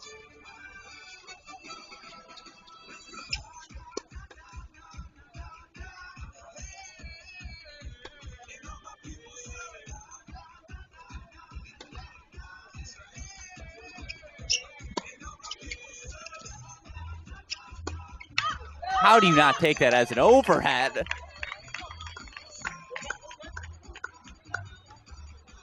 It's a heat check moment. Komar sprays that backhand long, so if you're Julia Garcia Ruiz, you're offered a gift. You have to capitalize. What can the junior come up with here? Still faces, 2 game point chances.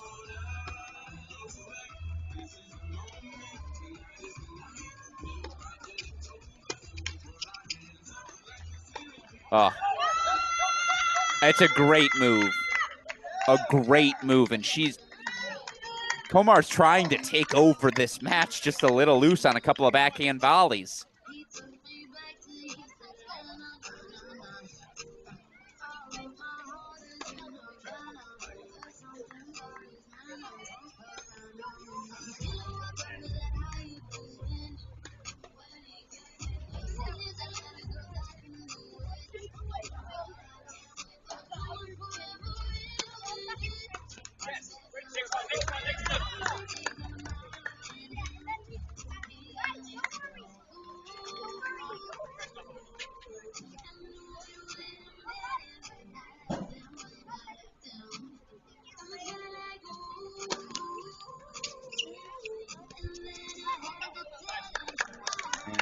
Right along, it leaked on her.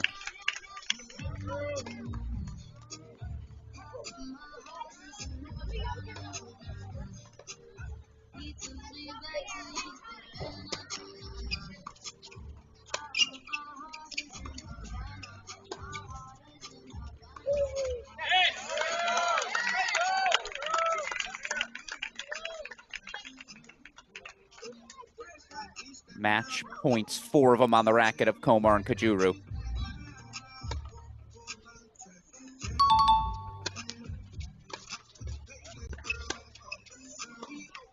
Yep, hand in the cookie jar. Garcia Ruiz does such a good job of that, holding that forehand close to the last second, and then just a little flick, a little shoulder opening, flicks that one line, changes direction. Excellently done. But Kajuru says, I see your luck, I raise you some of my own. Again, well, I guess, again, that Garcia Ruiz forehand, not exactly luck, more skill. Kajuru will happily, though, accept the let court ace, and with it, the gap gets narrowed from 4-2. It goes, a 2-game lead for Team Mark Mandalik with just 2 games remaining. All right, let's go check in on our other matches as we try to line up a couple of interviews now. We'll try to speak maybe with both Ellie Mandalik and Stasia Komar.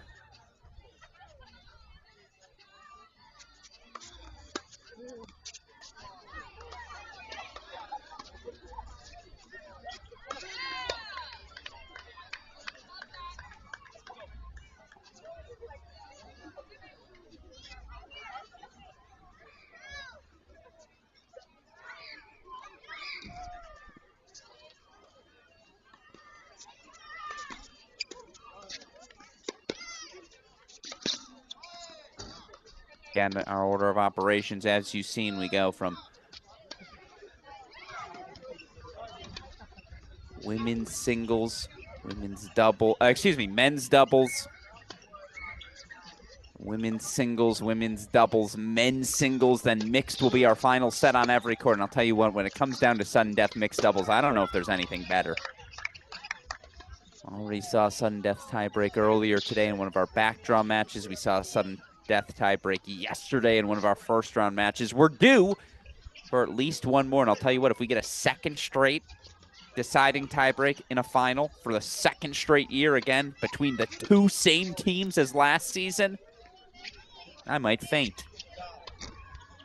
As you see here, Jordan Hassan, Oklahoma Sooner, taking on his now teammate, Bruno Javin.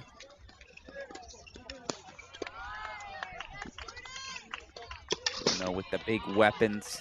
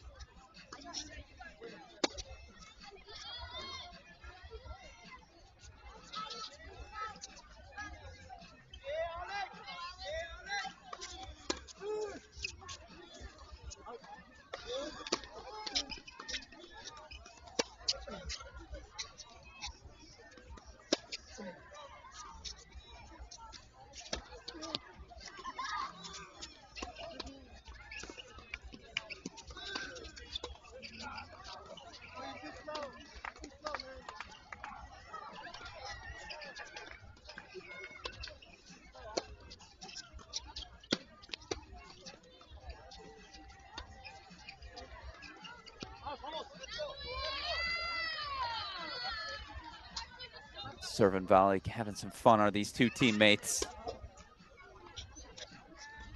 Saw Bruno, the facetious out call, obviously just joking around, but now Jordan Hassan 2 points away.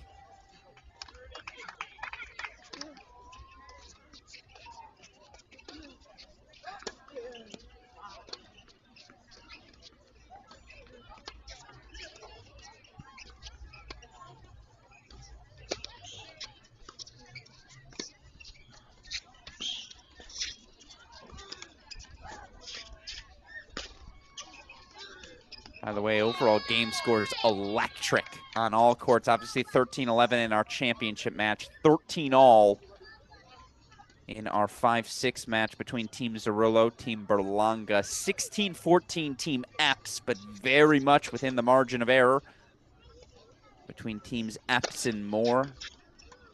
Team Watling, the 13-10 lead on Team Staker. All these matches looks like headed towards the finish line. Tight towards the finish line as well, so we should get some electric endings, no doubt.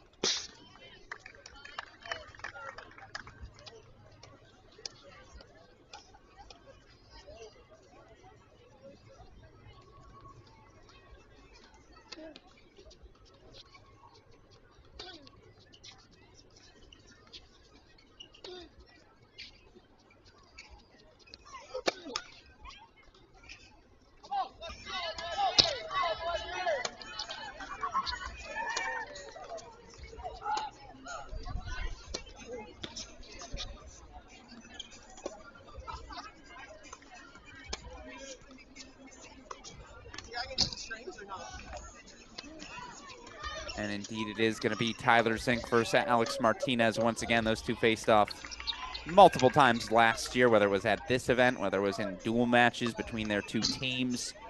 No secrets between those two men.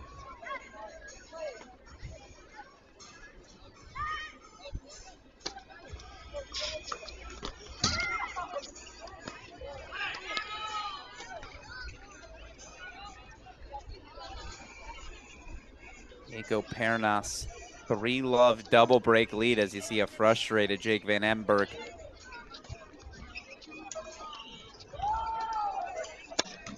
Sending that ball towards the back fence. By the way, joining us here momentarily, Obi Kajuru, Anastasia Komar.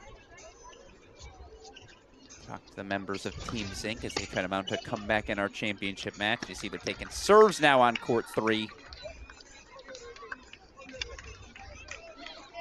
That action's back underway. We'll have it for you.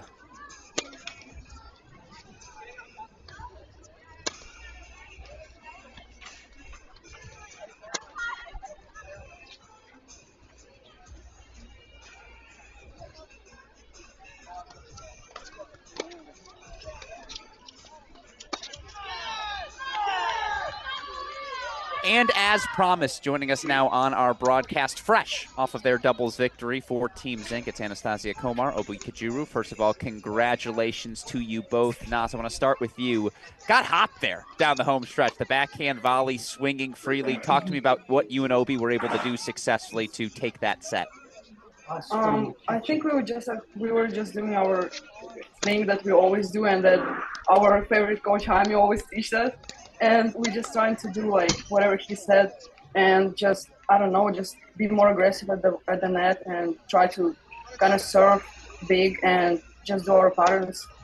Yeah, no, it was impressive to see. And you know, Obi, similar question to you, but to play that single set like you did, for there to be no rest, to be able to get right back out on court, how nice is that feeling? And again, to be able to flip the script, get the win. What do you think you and Nas did well tonight?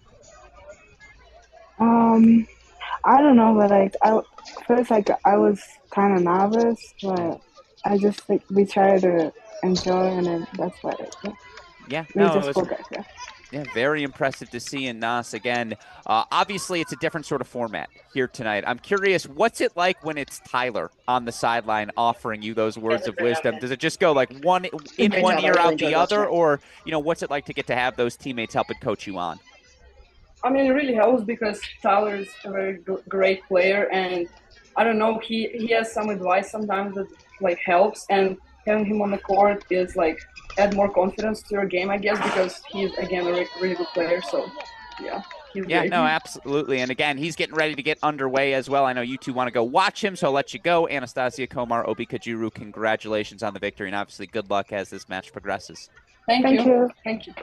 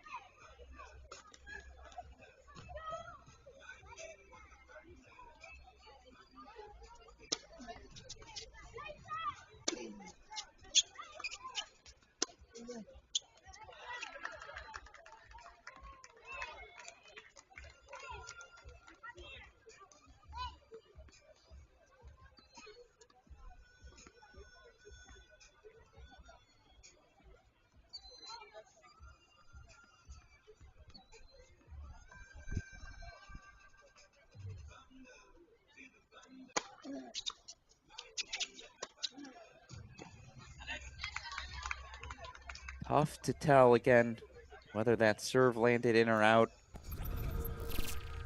That serve, excuse me, that forehand landed good or wide. I think it landed good. Just given the body language there of Alex Martinez. Yeah, that's a subtle fist pump. Thank you for the replay to show it. Indeed, it is 15-all. He's on the board.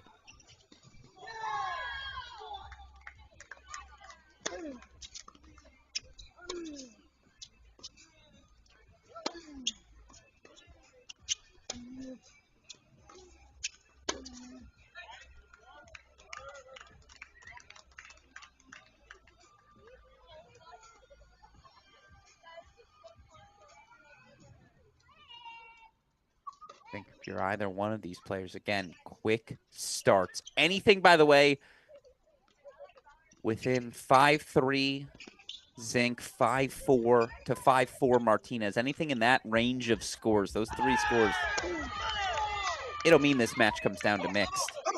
Coming into it, that was always the calculus you saw, again, for for Tyler Zink.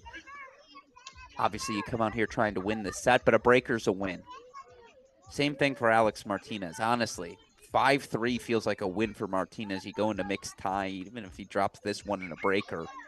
Just that's the key. No more than one break of your own serve here tonight. That's, dare I say, a glass half empty attitude, but it's what you got to think with this scoreboard.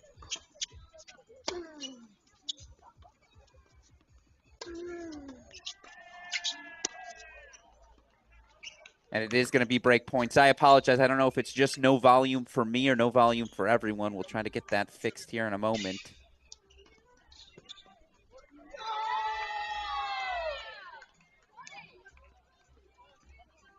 Okay, I apologize. It was just me. Have the volume back. There, you hear it in the background. Game points Martinez? What did I miss?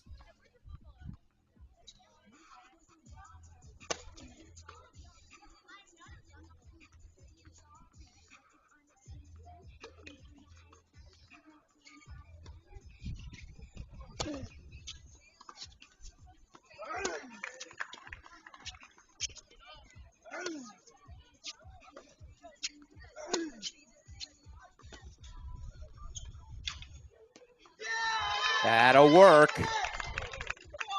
Real smooth, real pretty. Show it to us one more time. The drop shot so successful. And more importantly, was how far back he had Zink push. And by the way, I knew I was correct. It was indeed breakpoint chances there for Tyler Zink. And he says, I want no part of that kick serve first forehand combination that Martinez employs so potently. Deciding point coming up.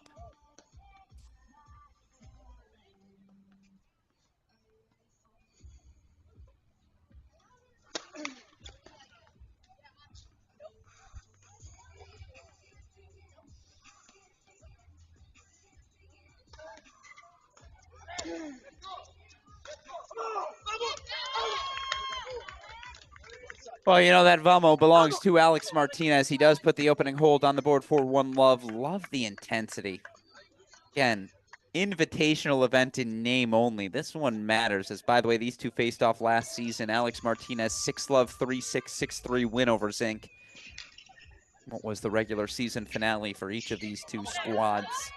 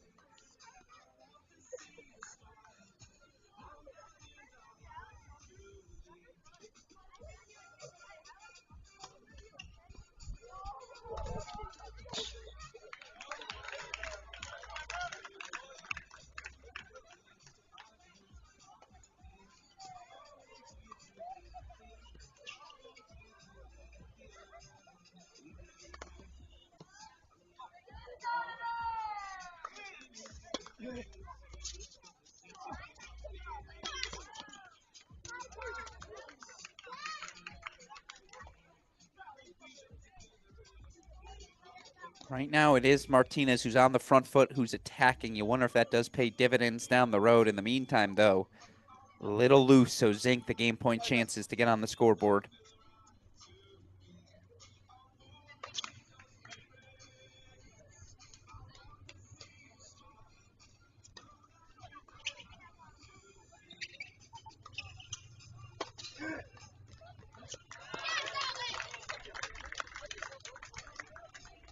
Alex Martinez, for the record, will find forehands anywhere you send him on the court.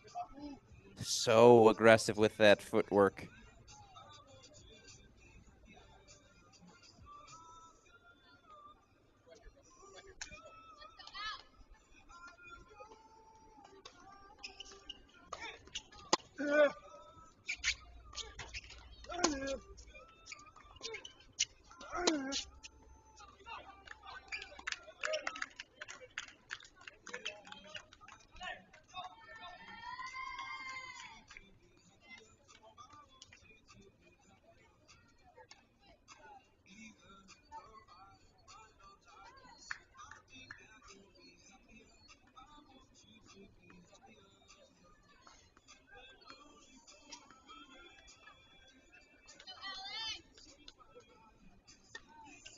Does, of course, hold for 1-all.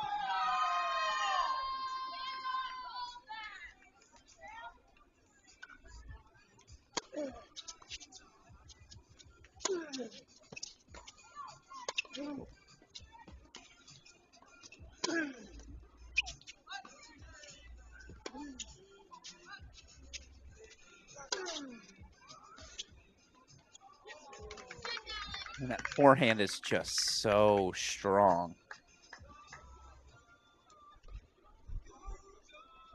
The action on that ball, too, how well it flies through the court. Again, it feels like Zink has been pinned 9 feet behind that baseline in every rally we've seen.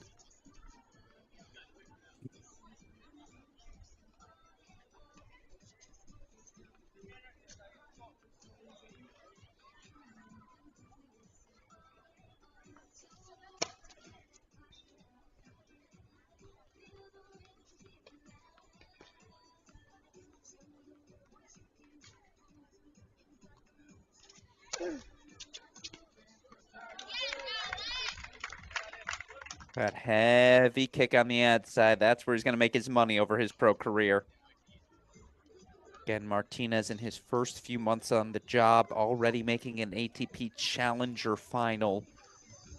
Normally, that would be considered extraordinary. Heck, it still is. The difference, of course, a guy like Jake Fernley, each of these guys' peers in the Big 12 over the last 4 years. He's won 4 challengers. He's already cracked the top 100. He's skewed what that transition from college to pros is supposed to look like. But again, Martinez already having success. Currently world number 575, a new career high for the 23-year-old. And he holds for 2-1. Yeah, again, 5-4 either way feels like the destiny.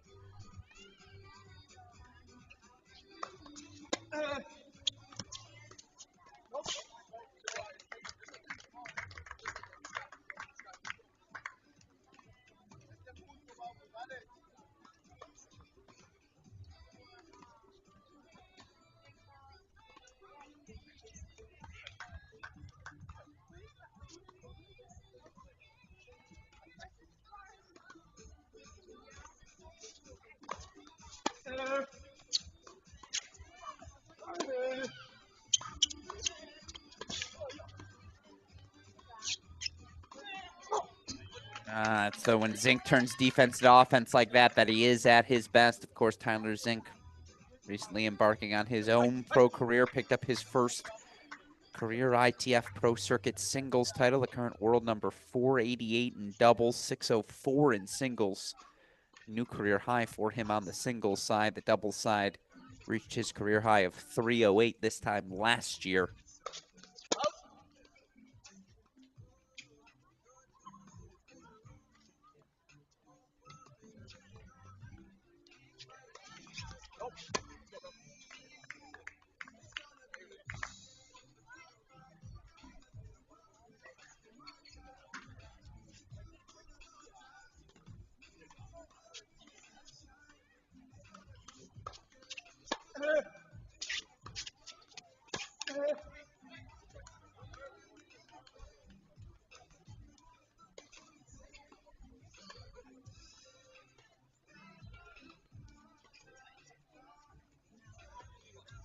And now break point chances, 3 of them. What can Zink do to find something easy?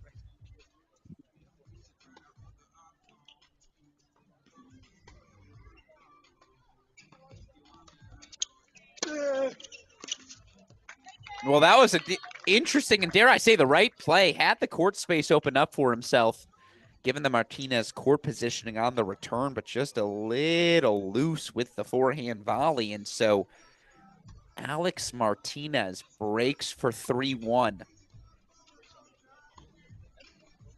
Now a 4-game lead for Team Mandlik. Again, mixed doubles coming up after this. There is an overtime system. So even in a world where Team Mandlik goes into the mixed doubles up more than 5 games, Team Zink will have a shot no matter what. But see former teammate, doubles partner Isaac Bancroft coming over. A few words for Zink as he gets ready for his 1-3 return game. What can he do to disrupt this rhythm? Martinez just finding forehands far too easy.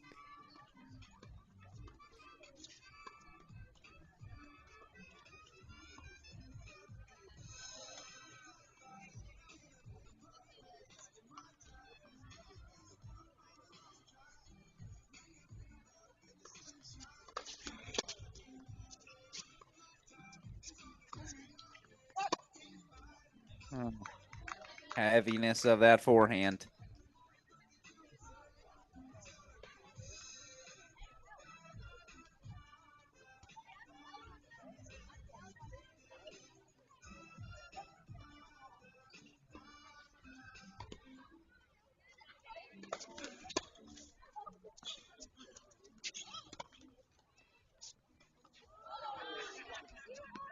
That's something. A different pattern for Zink to work with.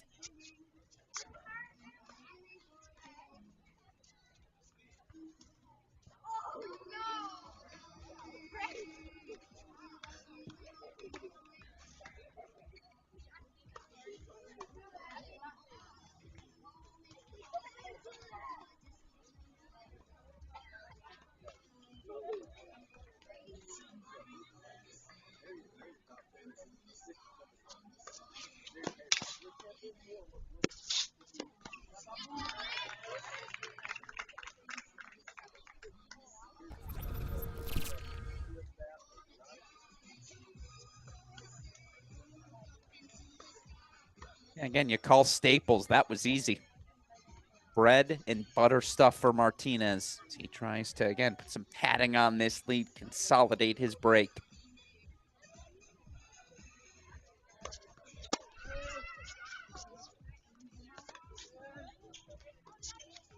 Yeah, that's a ridiculous backhand slice. How low it stayed, the depth he generated. Serious inflection point in this match. Again, if Tyler Zink's going to work his way back in this abbreviated scoring format, this is the game. This is the moment. This is the look. At the same time, Alex Martinez has had a first serve whenever he's needed it tonight.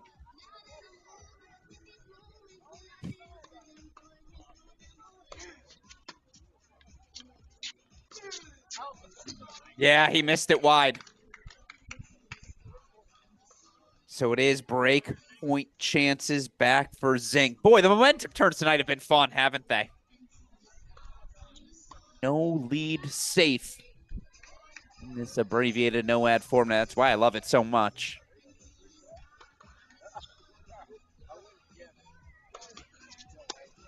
It's just, again, Sometimes luck beats skill. Love that Zink went for the behind the back there. That's commitment, but it is a deuce point, deciding point here. Pivotal juncture in this match. And we saw in the last deciding point, Tyler Zink said, let's go deuce side. This time he says, nah, let's try add.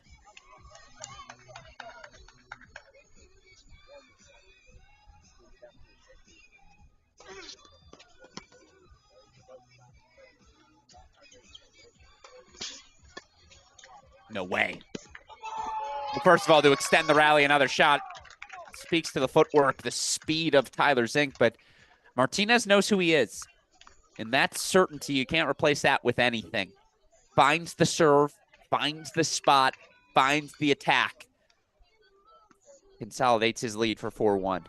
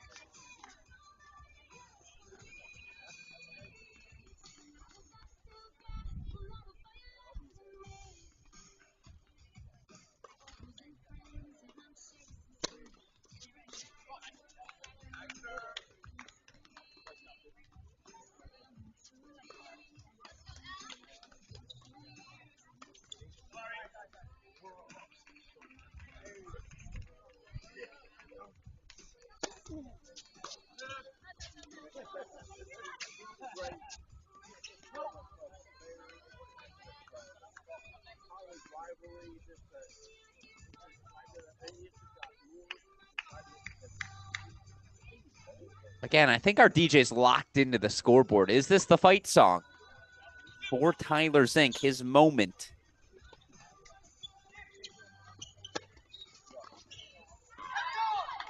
Well, that's his first routine service game, dare I say, of the match. And again, you hear it in the background. Is this the fight song? That's what Tyler Zink needs to do. He needs to fight. But again, you can't fake the certainty Alex Martinez brings to every service game. He knows the spots he wants to hit. He knows the combination or combinations that bring out his best.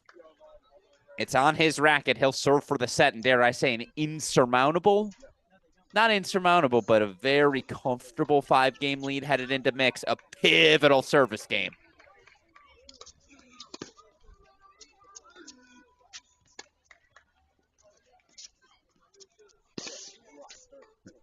A little extra English on that backhand slice.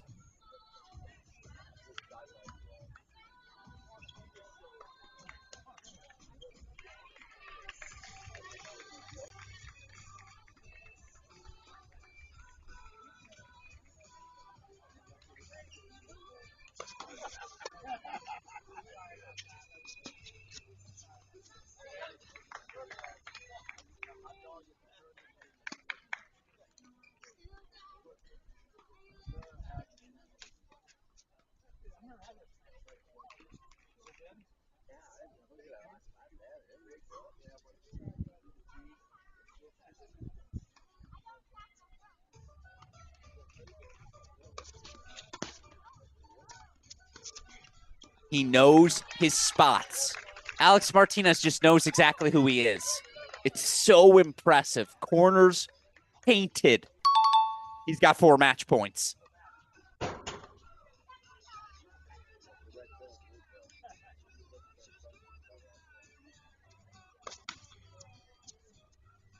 got to hit a first serve here too, right?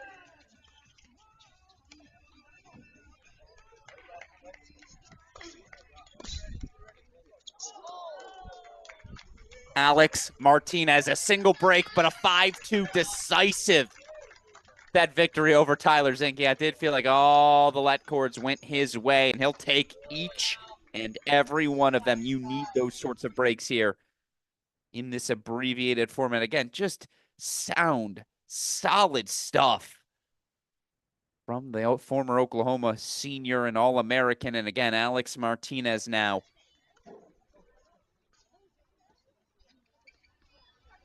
Gives Team Mandalik an 18-13 lead, one mixed double set to go. And look, all Team Zinc has to do is win it. If they win it, they get to overtime. We keep on playing. In World Team Tennis, your team does not win until you capture the final game. So yes, a 5-game lead headed into mixed is comfortable, but it's not insurmountable. I'll keep turning to that word again as we see here. Nathan Hahn, Marcelo Lopez, the 4-3 lead. Team Epps serving for 7th place. Sherbanina says not yet. Oh, no, never mind. Serve missed. All right. We got good matches everywhere, by the way. Again, just about everything's coming down to the finish line. Curious how many overtime sessions we might end up seeing. Your scoreboards right now currently in progress. 21-17 lead for Team Epps. You see that on your screen. 18-15 lead for Team Zerolo. 15-14 lead for Team Staker. And then, of course, the 18-13 lead we have going into mixed in our final.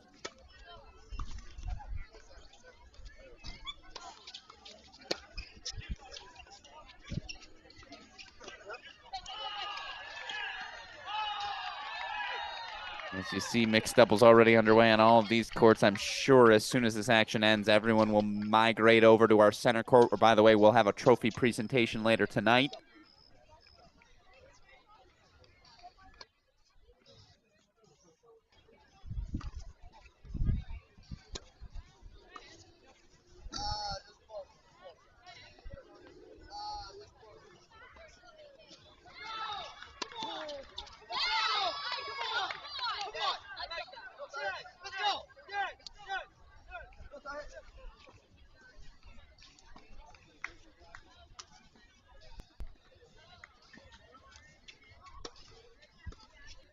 As you see, this camera gives us a little jump. That's all right, because Nathan Hahn shows off the touch, and with it, match point coming up.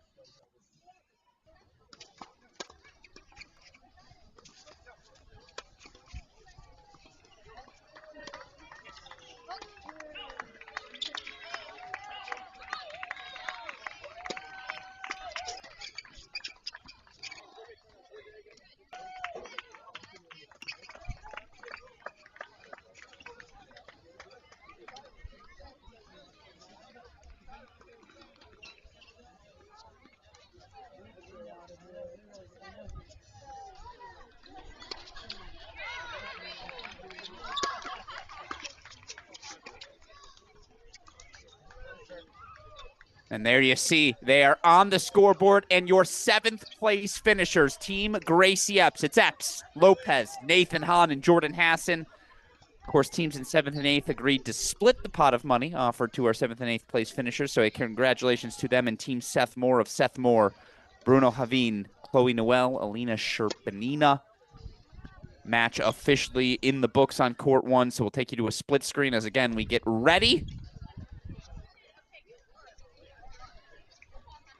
for the action to get underway. Still warming up in the mixed doubles on court number 3. Apologies, late at night. I guess our cameras are ready to go to sleep.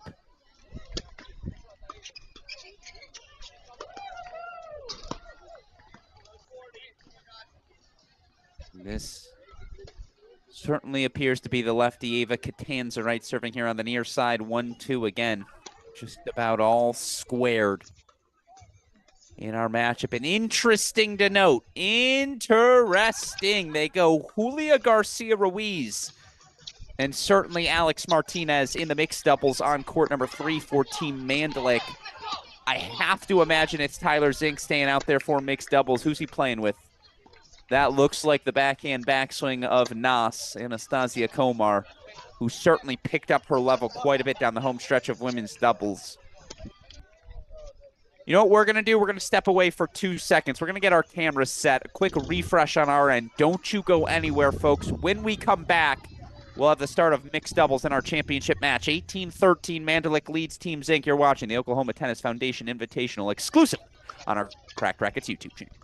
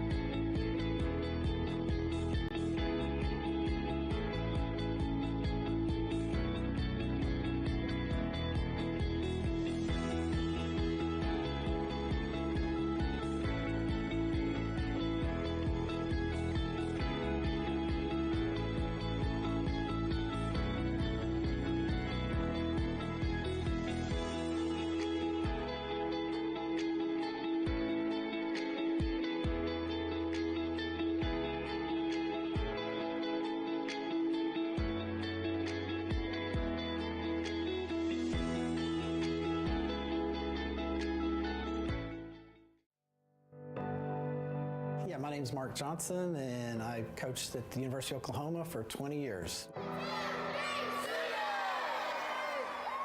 I started playing when I was 3 or 4 years old, and it just, from day one, it's just something, I just loved it. And it's just addictive. You know, when you're a little kid and then you're starting to play tournaments and you're traveling and you're meeting friends, and you know, like Paul Lockwood always tells me, it's a sport that everybody plays for life. But overall, it's just getting on the court with the kids. You know, it's just you get out on the court and you toss balls to kids, and many of the balls we toss will be the first ball this kid ever hits. And you see them smile and they're happy and they're enjoying it. And you do it that day and you leave and we're driving home and you talk about it, and that's what you're thinking about. The most I love about tennis is my tennis team. I think they're like family to me. His confidence level has boosted, just his assurance in who he is as a Christian, and being around his friends who also have the same beliefs and they also have the same sport in common. So it's been amazing all the way around. Small towns need it. They really do.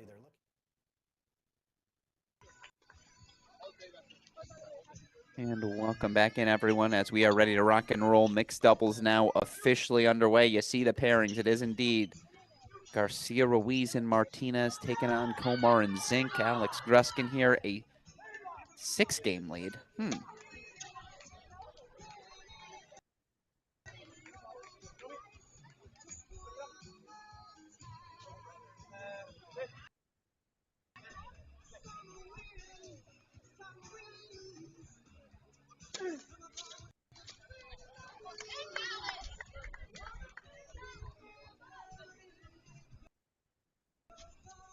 Yeah, that overall game score is incorrect.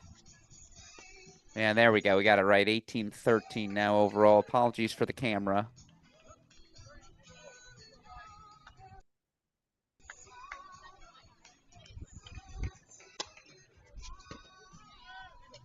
Well, yeah, that'll work. And that's why, again, Martinez has been the anchor they roll with. We heard from Mark Mandlik, look, I'm in the real world now. I'm not exactly in the playing shape I once was. Clearly, Martinez, I mean, you see those biceps. He looks ready to rock and roll.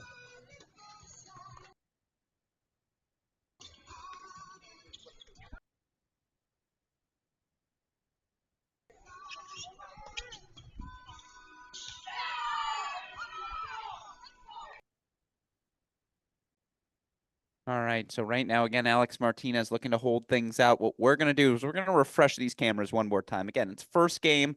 Apologies for that. I'll monitor the scoreboard for us as, again, Alex Martinez, Julia Garcia Ruiz serving 40 love in their opening service game. And the game goes to, the point goes to Komar and Zink, 40-15 now. Martinez, Garcia Ruiz.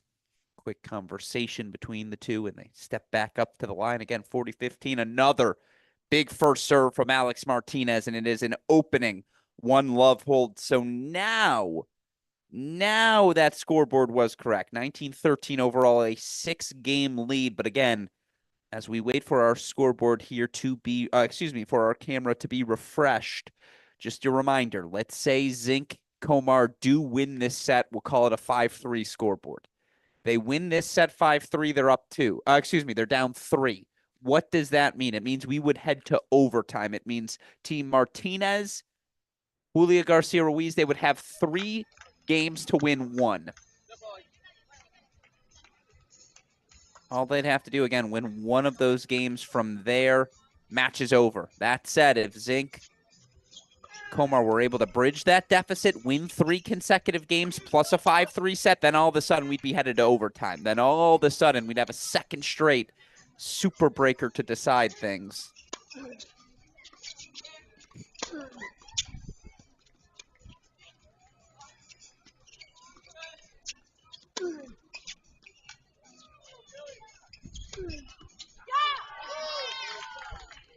Well, you see the Alex Martinez game plan.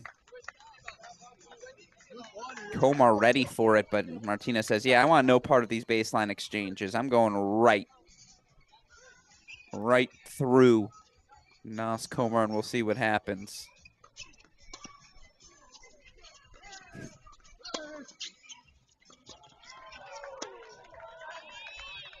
That's a little bit of a bailout.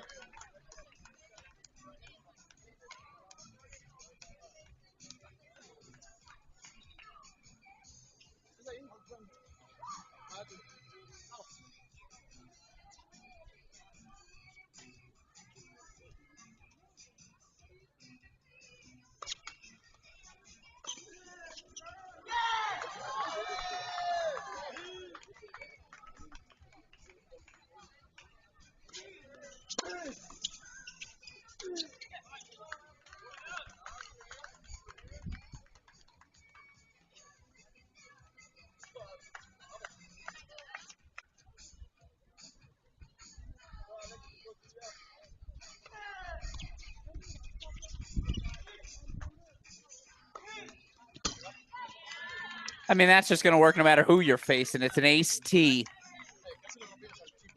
A hold 4-1-all.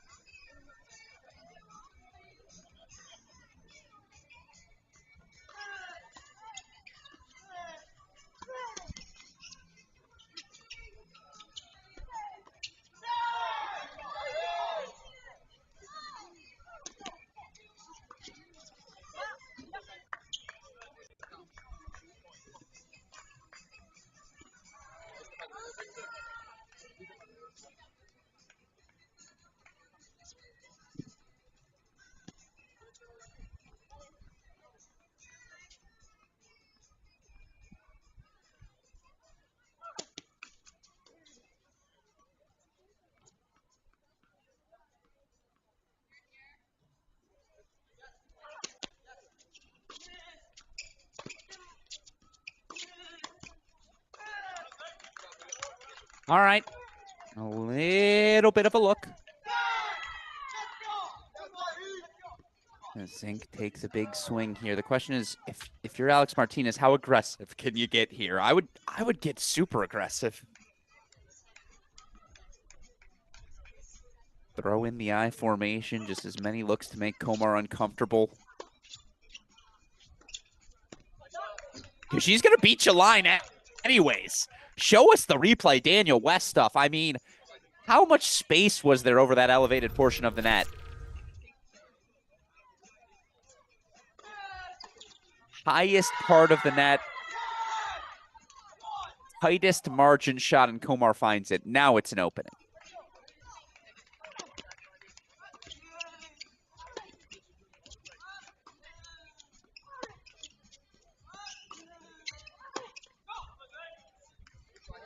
Break point chances. That's the exact sort of aggression. And honestly, if you're Tyler Zink, you don't feel that added pressure to get forward as quickly as possible. Why? Because Nas is at the net. Give Komar something shoulder height to bunt down on. Yeah, she sent a couple of backhands long, but that's the shot she's looking to poach with.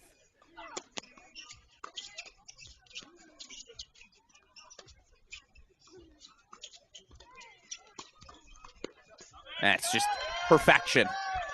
That's about as well as mixed doubles can be executed. It is a break for Komar and Zink, but now again, big moment here for Garcia Ruiz Martinez to offer their response in the Komar service game. I'll tell you what, though. It'll be fascinating to see how aggressive Anastasia Komar gets in this service game. Always aggressive, always looking to move forward. Will she keep that same mentality here in serving against Martinez? The heaviness of his forehand.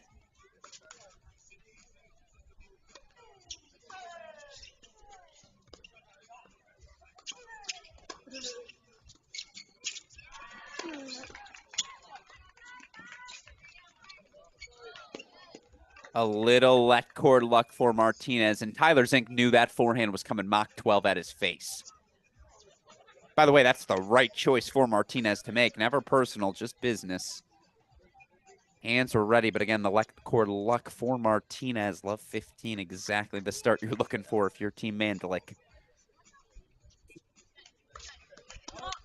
Yeah, I missed that wide.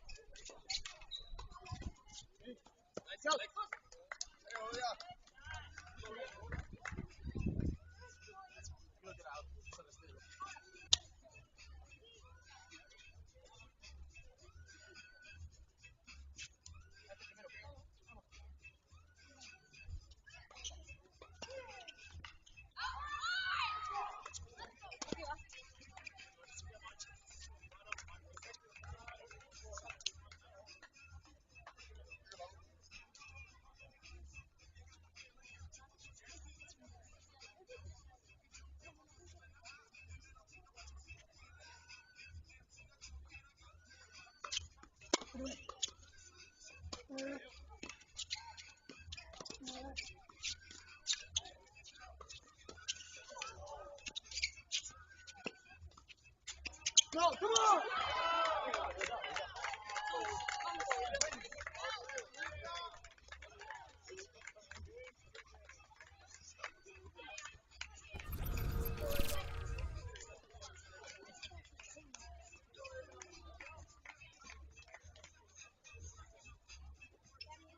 Yeah, I thought it was a little long. Obviously, Zink, Komar disagreed with the call, but 2-all overall. Thank you for the replay. Wanted to get a second look at it before offering my opinion. Alex Gruskin here. They trade breaks. Garcia Ruiz, Komar each unfortunately handing away their service games, but again, tightly contested, good movement on both wings. That 5-game lead for Mandalik Zink for Mandalik over Team Zink just becomes more and more daunting with every game that ticks by. 2-all overall. Martinez will serve.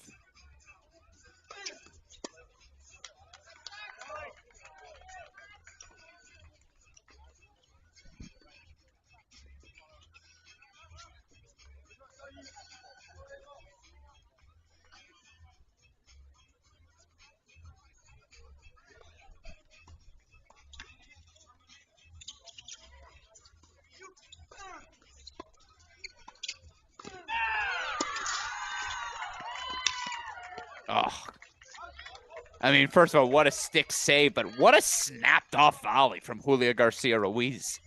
Was ready for Zink to give her that test. Job very, very well done.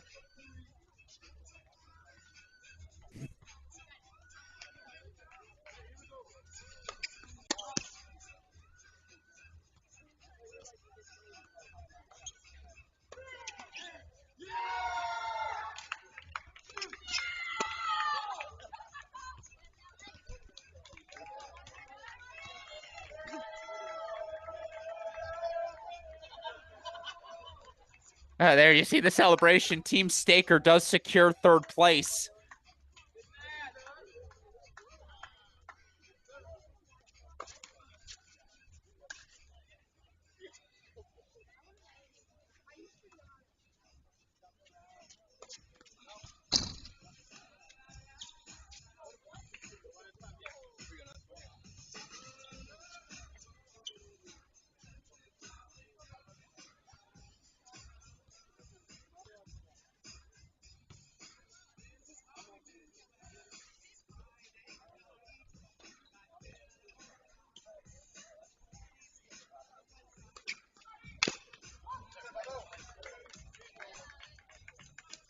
It's a hold for Martinez for 3-2. So now Team Mandlik again.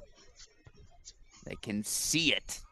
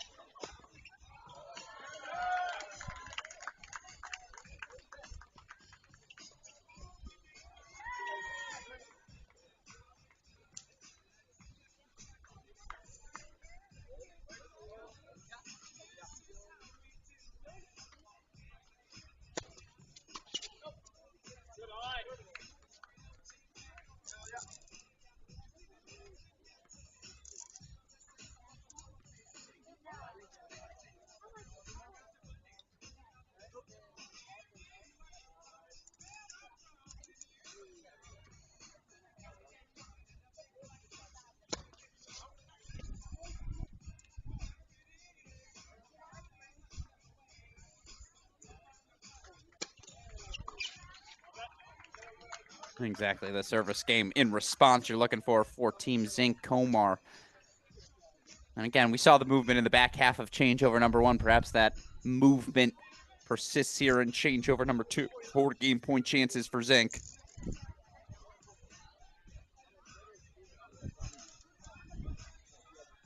I'm not sure what the conversation is here. There we go.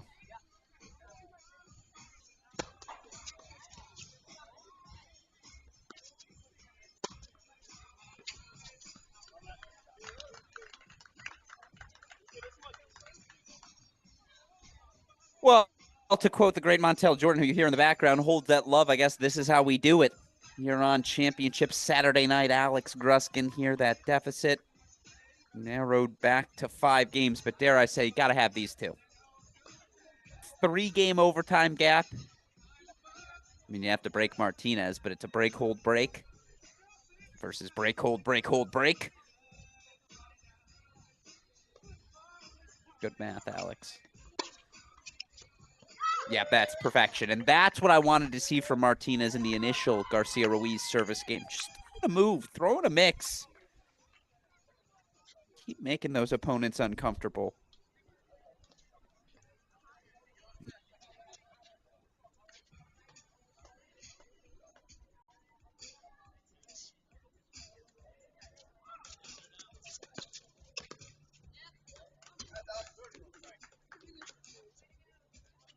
Yeah, a little slow on the swing. A great connection there from Garcia Ruiz. And again, all of our team's going to stick around for our trophy presentation. Hope you all stick around with us as well.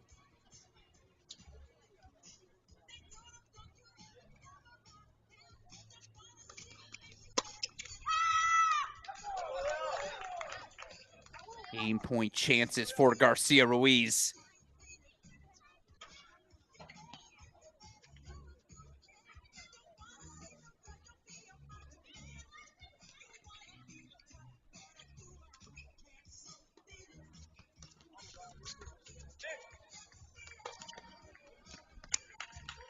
All right, that's a little bit of a gift. Can they rally behind it?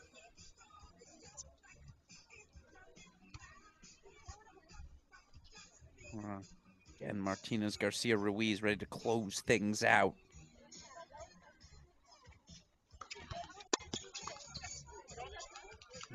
Not yet.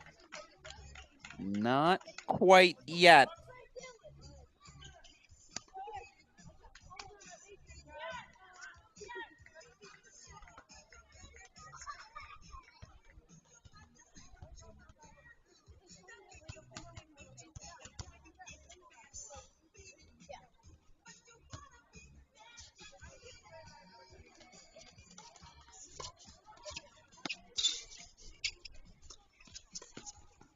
So aggressive.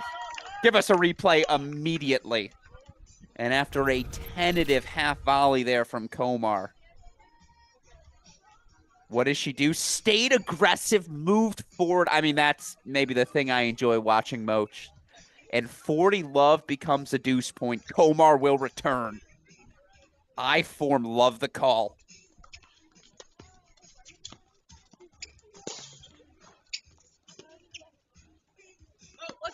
It's a break for Team Zinc. I hope you're awake at home.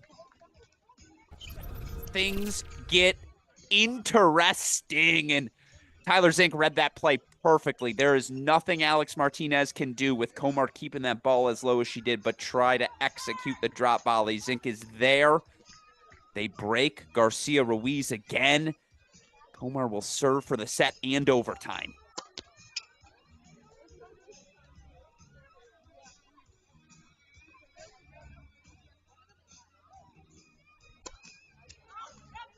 No, yeah.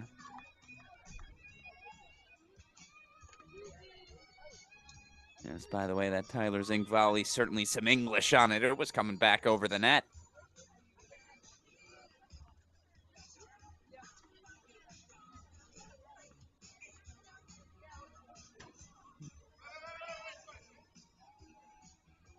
Yep, ball kid coming over.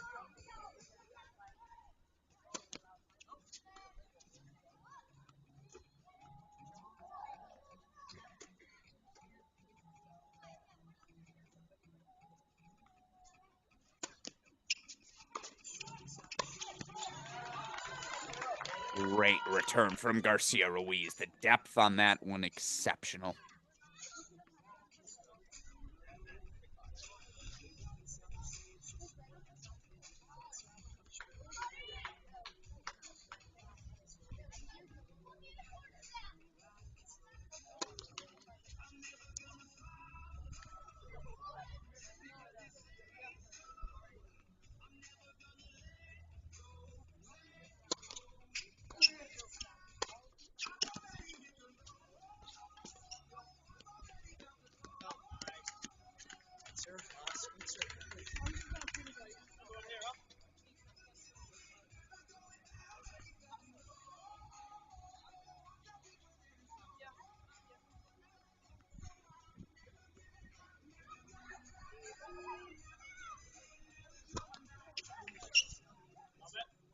And sails on him. So love 30 becomes 30 all. Another dig.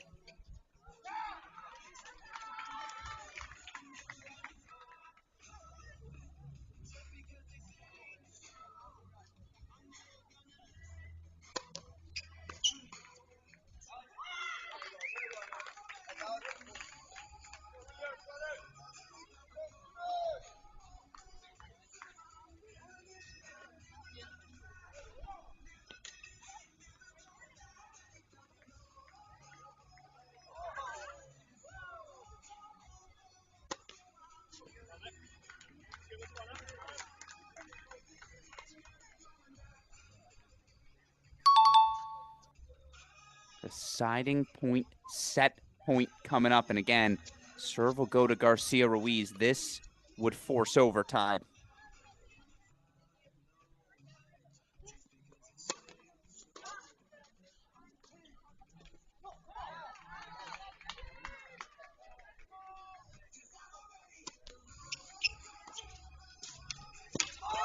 Are you kidding? Talk about action on the tennis ball. It was a great poach from Zink. I had no problem with it, but Garcia Ruiz just straight up beat him to the spot. So impressive.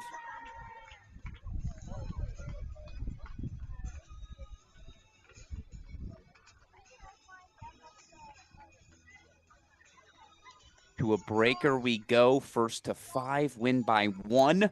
Switch sides every 4 points. And again, Komar, Zink, they win this.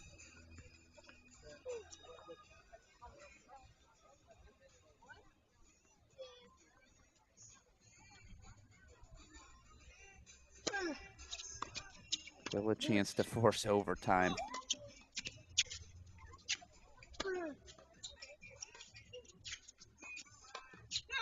Those hands are ridiculous. Just ridiculous reaction time.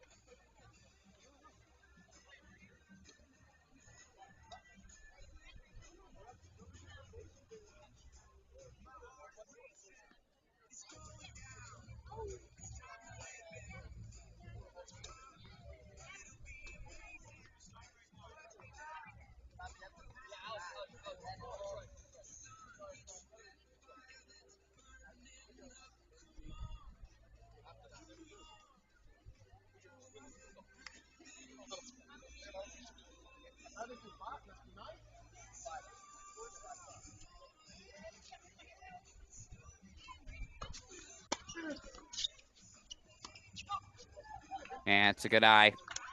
They get a little mini break of Martinez, and Zink able to consolidate.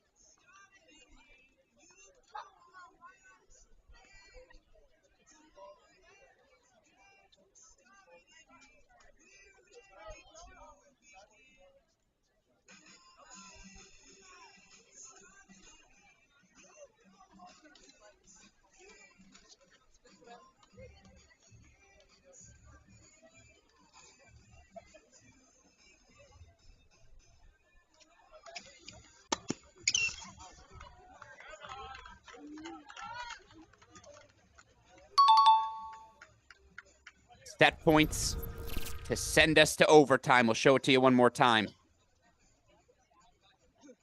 And again, that low backhand return is just money for Anastasia Komar.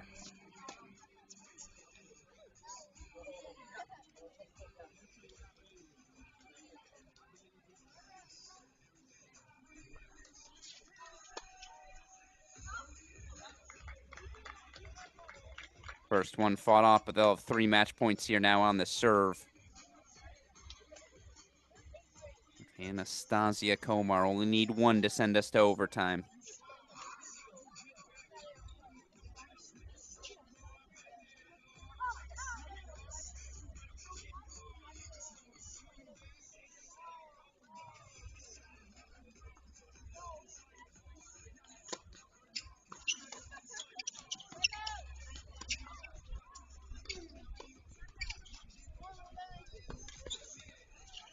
Oh, give us the replay. They only need 1. All the angles, north, south, east, west.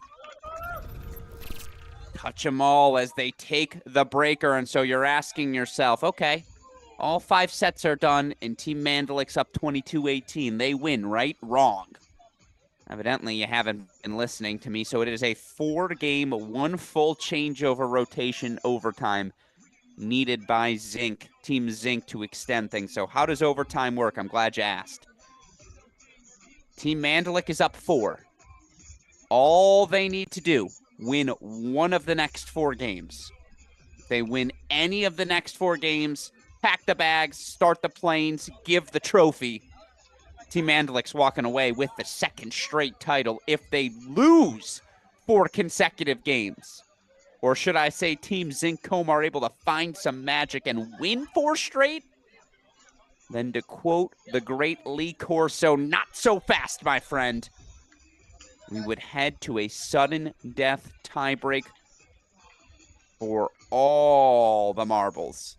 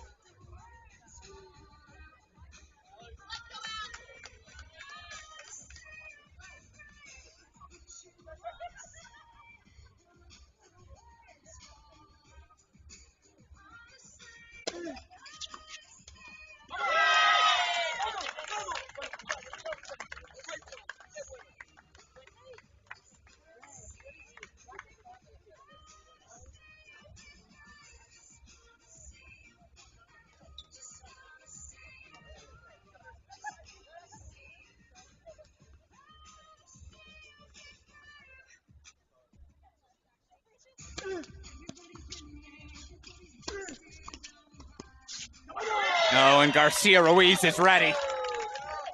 Wins the quick exchange. Martinez Garcia Ruiz 2 points away.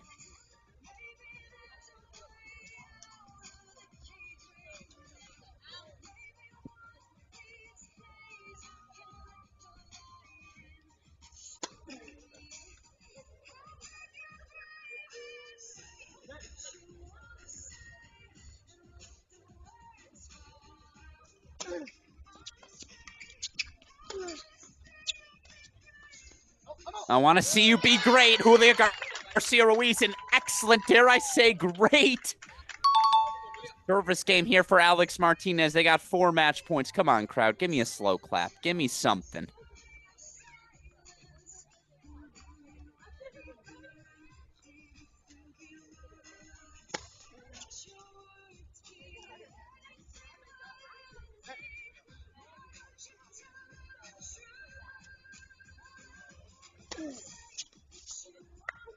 Well, you have 8 serves.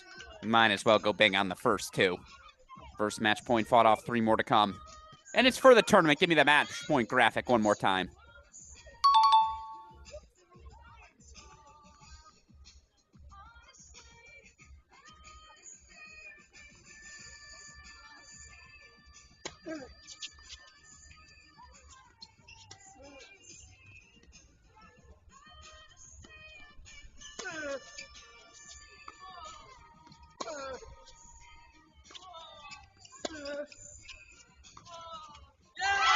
There it is. Still undefeated. Still your Oklahoma Tennis Foundation Invitational champions. Team Mark Mandelik. It's Mandelik, Martinez, Julio Garcia Ruiz, and Ellie Mandelik, your 2024 Invitational champions for the 2nd consecutive season. The Sooners take it home, and there you see tennis ball flies to the crowd. Ooh, I caught that in my broadcast booth. Thank you very much, Alex Martinez. No, a fantastic effort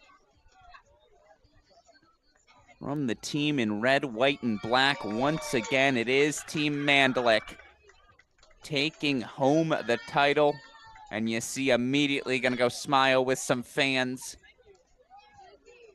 As you see the trophies coming out, presentation ready to get rocking and rolling. I actually have to head out on court.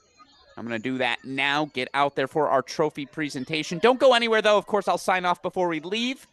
A thank you, as always, to super producer Daniel Westoff, the work he does. A thank you, of course, as well to the entire Oklahoma Tennis Foundation team for all of their work. All right, trophy presentation to come. Stick with us. Little more action to go as we wrap up the 2024 Oklahoma Tennis Foundation Invitational. Your winners, Team Mandalik, for the second consecutive season.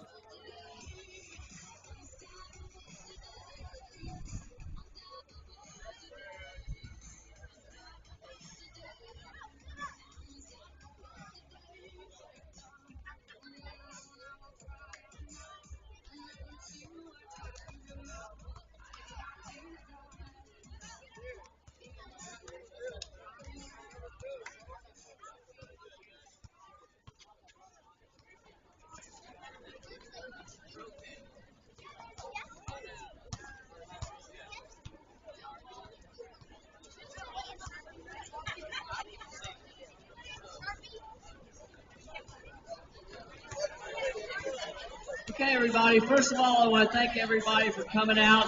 It's our second year of doing this. We had a lot of fun. I hope all of you guys had fun. Before we get to the Calcutta couple things, I just want to thank the ball boys and ball girls. Where are you? Thank you. I want to thank all the players. Awesome to have you guys out this year. We hope all of you come back and play with us again next year. Alex Ruskin will be out here in a minute to award the champions their trophies, but we want to start with the Calcutta. So just to review how the Calcutta worked, last night during the strip bowl, we auctioned off the teams, and every team went for a certain amount of money. After we auctioned off those 8 teams, we put together the pot. And it's really simple. The pot goes, first place gets 70%, second place gets 20%, and third place gets 10%. The third place winner was last year's winner who came in first, Mr. Rob Braver, but he wins third place in the Calcutta, $990 cash for Mr. Braver.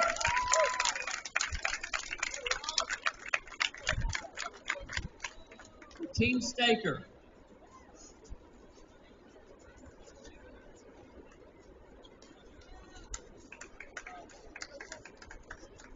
Second place in the Calcutta is $1,980, and I'll keep this because the winner had a commitment, Stephen, the Ogles, so Bill will keep that for them.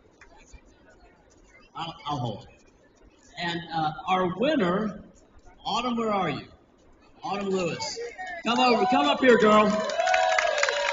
So, for a bet of $2,500, Autumn, I'm giving you $6,930 in cash.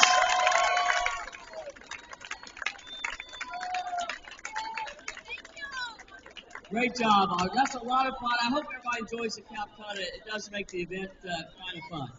Again, before we go to all of our players here, thank you so much, guys. I hope you had a great time. Again, our goal is to have an exceptional experience, and all the crowd, I'm sure you guys all enjoyed them. We want you guys to come back and play every year, and thank you so much. We'll turn it over to Alex Ruskin just to go through our third, second, and first place, and I'll give the trophies to first. All right, ladies and gentlemen, before we do that, can we give a round of applause? Obviously, the team here, Bill, Carmen, everyone at the Oklahoma Tennis Foundation, without who we know this event wouldn't happen. One more time, let's hear it for the Oklahoma Tennis Foundation. All they hope to accomplish here, not just this week, but moving forward as well. And obviously, fantastic pro tennis ahead. Before we bring up our third place, second place, first place finishers first, can we get one more round of applause for all of our athletes who competed here this week? Obviously, they all put on a show, and again, whether they're a teaching pro in the area, whether they're rising talent at their respective schools, certainly appreciate the efforts of everyone. And is now I'm going to ask our teams to step forward. If I can, your third place finishers here at the 2024 Oklahoma Tennis Foundation Invitational. Let's hear it for Team Emma Staker.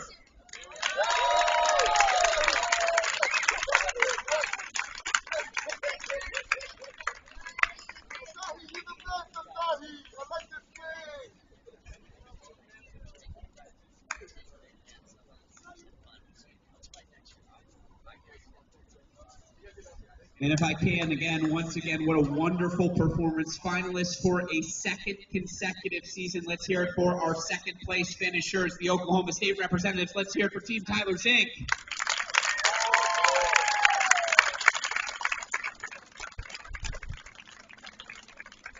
And Tyler Zink, Isaac Petrov, Anastasia Komar, Obi Kajuru. We appreciate them coming back for another season, obviously. We wish three of them luck in their college seasons moving forward. We wish Tyler luck next week. He's heading to Louisville to play some pro tennis, so obviously wishing them some success. But folks, let's now bring forward our champions for the second consecutive year. They've never lost a match here at the Oklahoma Tennis Foundation Invitational. I imagine they don't plan on losing one moving forward as well. Your winners of the 2024 Invitational. Let's hear it for Team Mark Mandling. And presenting the trophies first, let's bring up, he went, I believe, a collective 9-0, 8-1 in sets, this week. Let's hear for Alex Martinez. And again, boy, was she excellent tonight, particularly in singles. Let's hear, we always appreciate having a former top 100 player here. Let's hear for Ellie Manflick.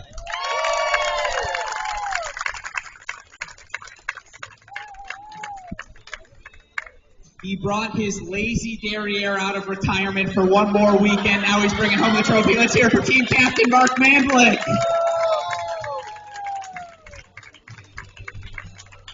And last but certainly not least, happy to fill whatever role she was asked this weekend. Let's hear it for the Oklahoma junior, Julia Garcia Ruiz.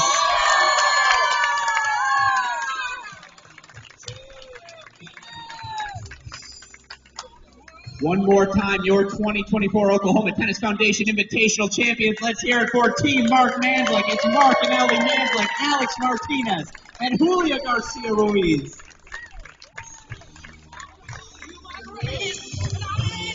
And folks, that will do it for the 2024 Foundation Invitational. Now, your reminder, we have more pro tennis here on Monday here at Edmond Center Court. This 75K ITF Pro Circuit event kicking off again, qualifying Monday.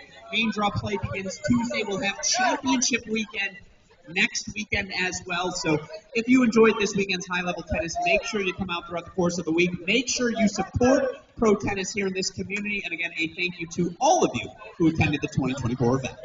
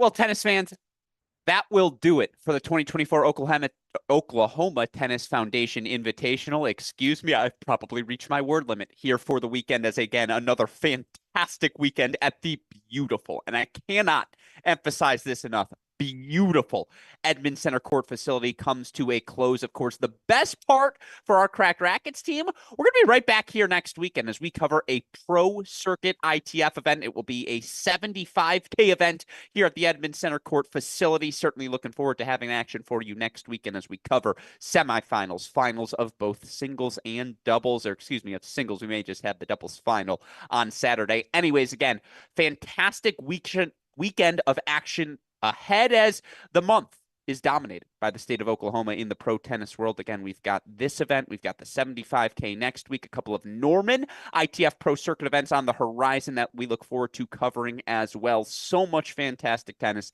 here in the state of Oklahoma. All of that a testament to the tireless efforts of the team at the Oklahoma Tennis Foundation. And look, I'm going to miss some names. If I tried to give everyone a shout out, I would be remiss if one more time I didn't say the name Bill Towler. If every tennis community had a Bill Towler, tennis would be the number one sport in all of America. Wouldn't be particularly close either. A thank you to Bill, the entire Oklahoma Tennis Foundation team for their efforts. Again, just another fantastic weekend on top of what is a fantastic operation run by the entire team. So again, a thank you to them for having our Cracked Rackets team. A thank you to them for putting forward another fantastic invitational event here this weekend. Of course, a congratulations to Team Mandalik as well. Mark, Ellie, Alex Martinez, Julia Garcia Ruiz. We appreciate their efforts. We appreciate the efforts of all of our athletes who competed here this weekend, not only, of course, to try and win some money themselves, but to try and raise some money for a fantastic cause. Again, this Oklahoma Tennis Foundation, just essential to the fabric of the Oklahoma tennis community. It is them raising money, them getting rackets in the hands of so many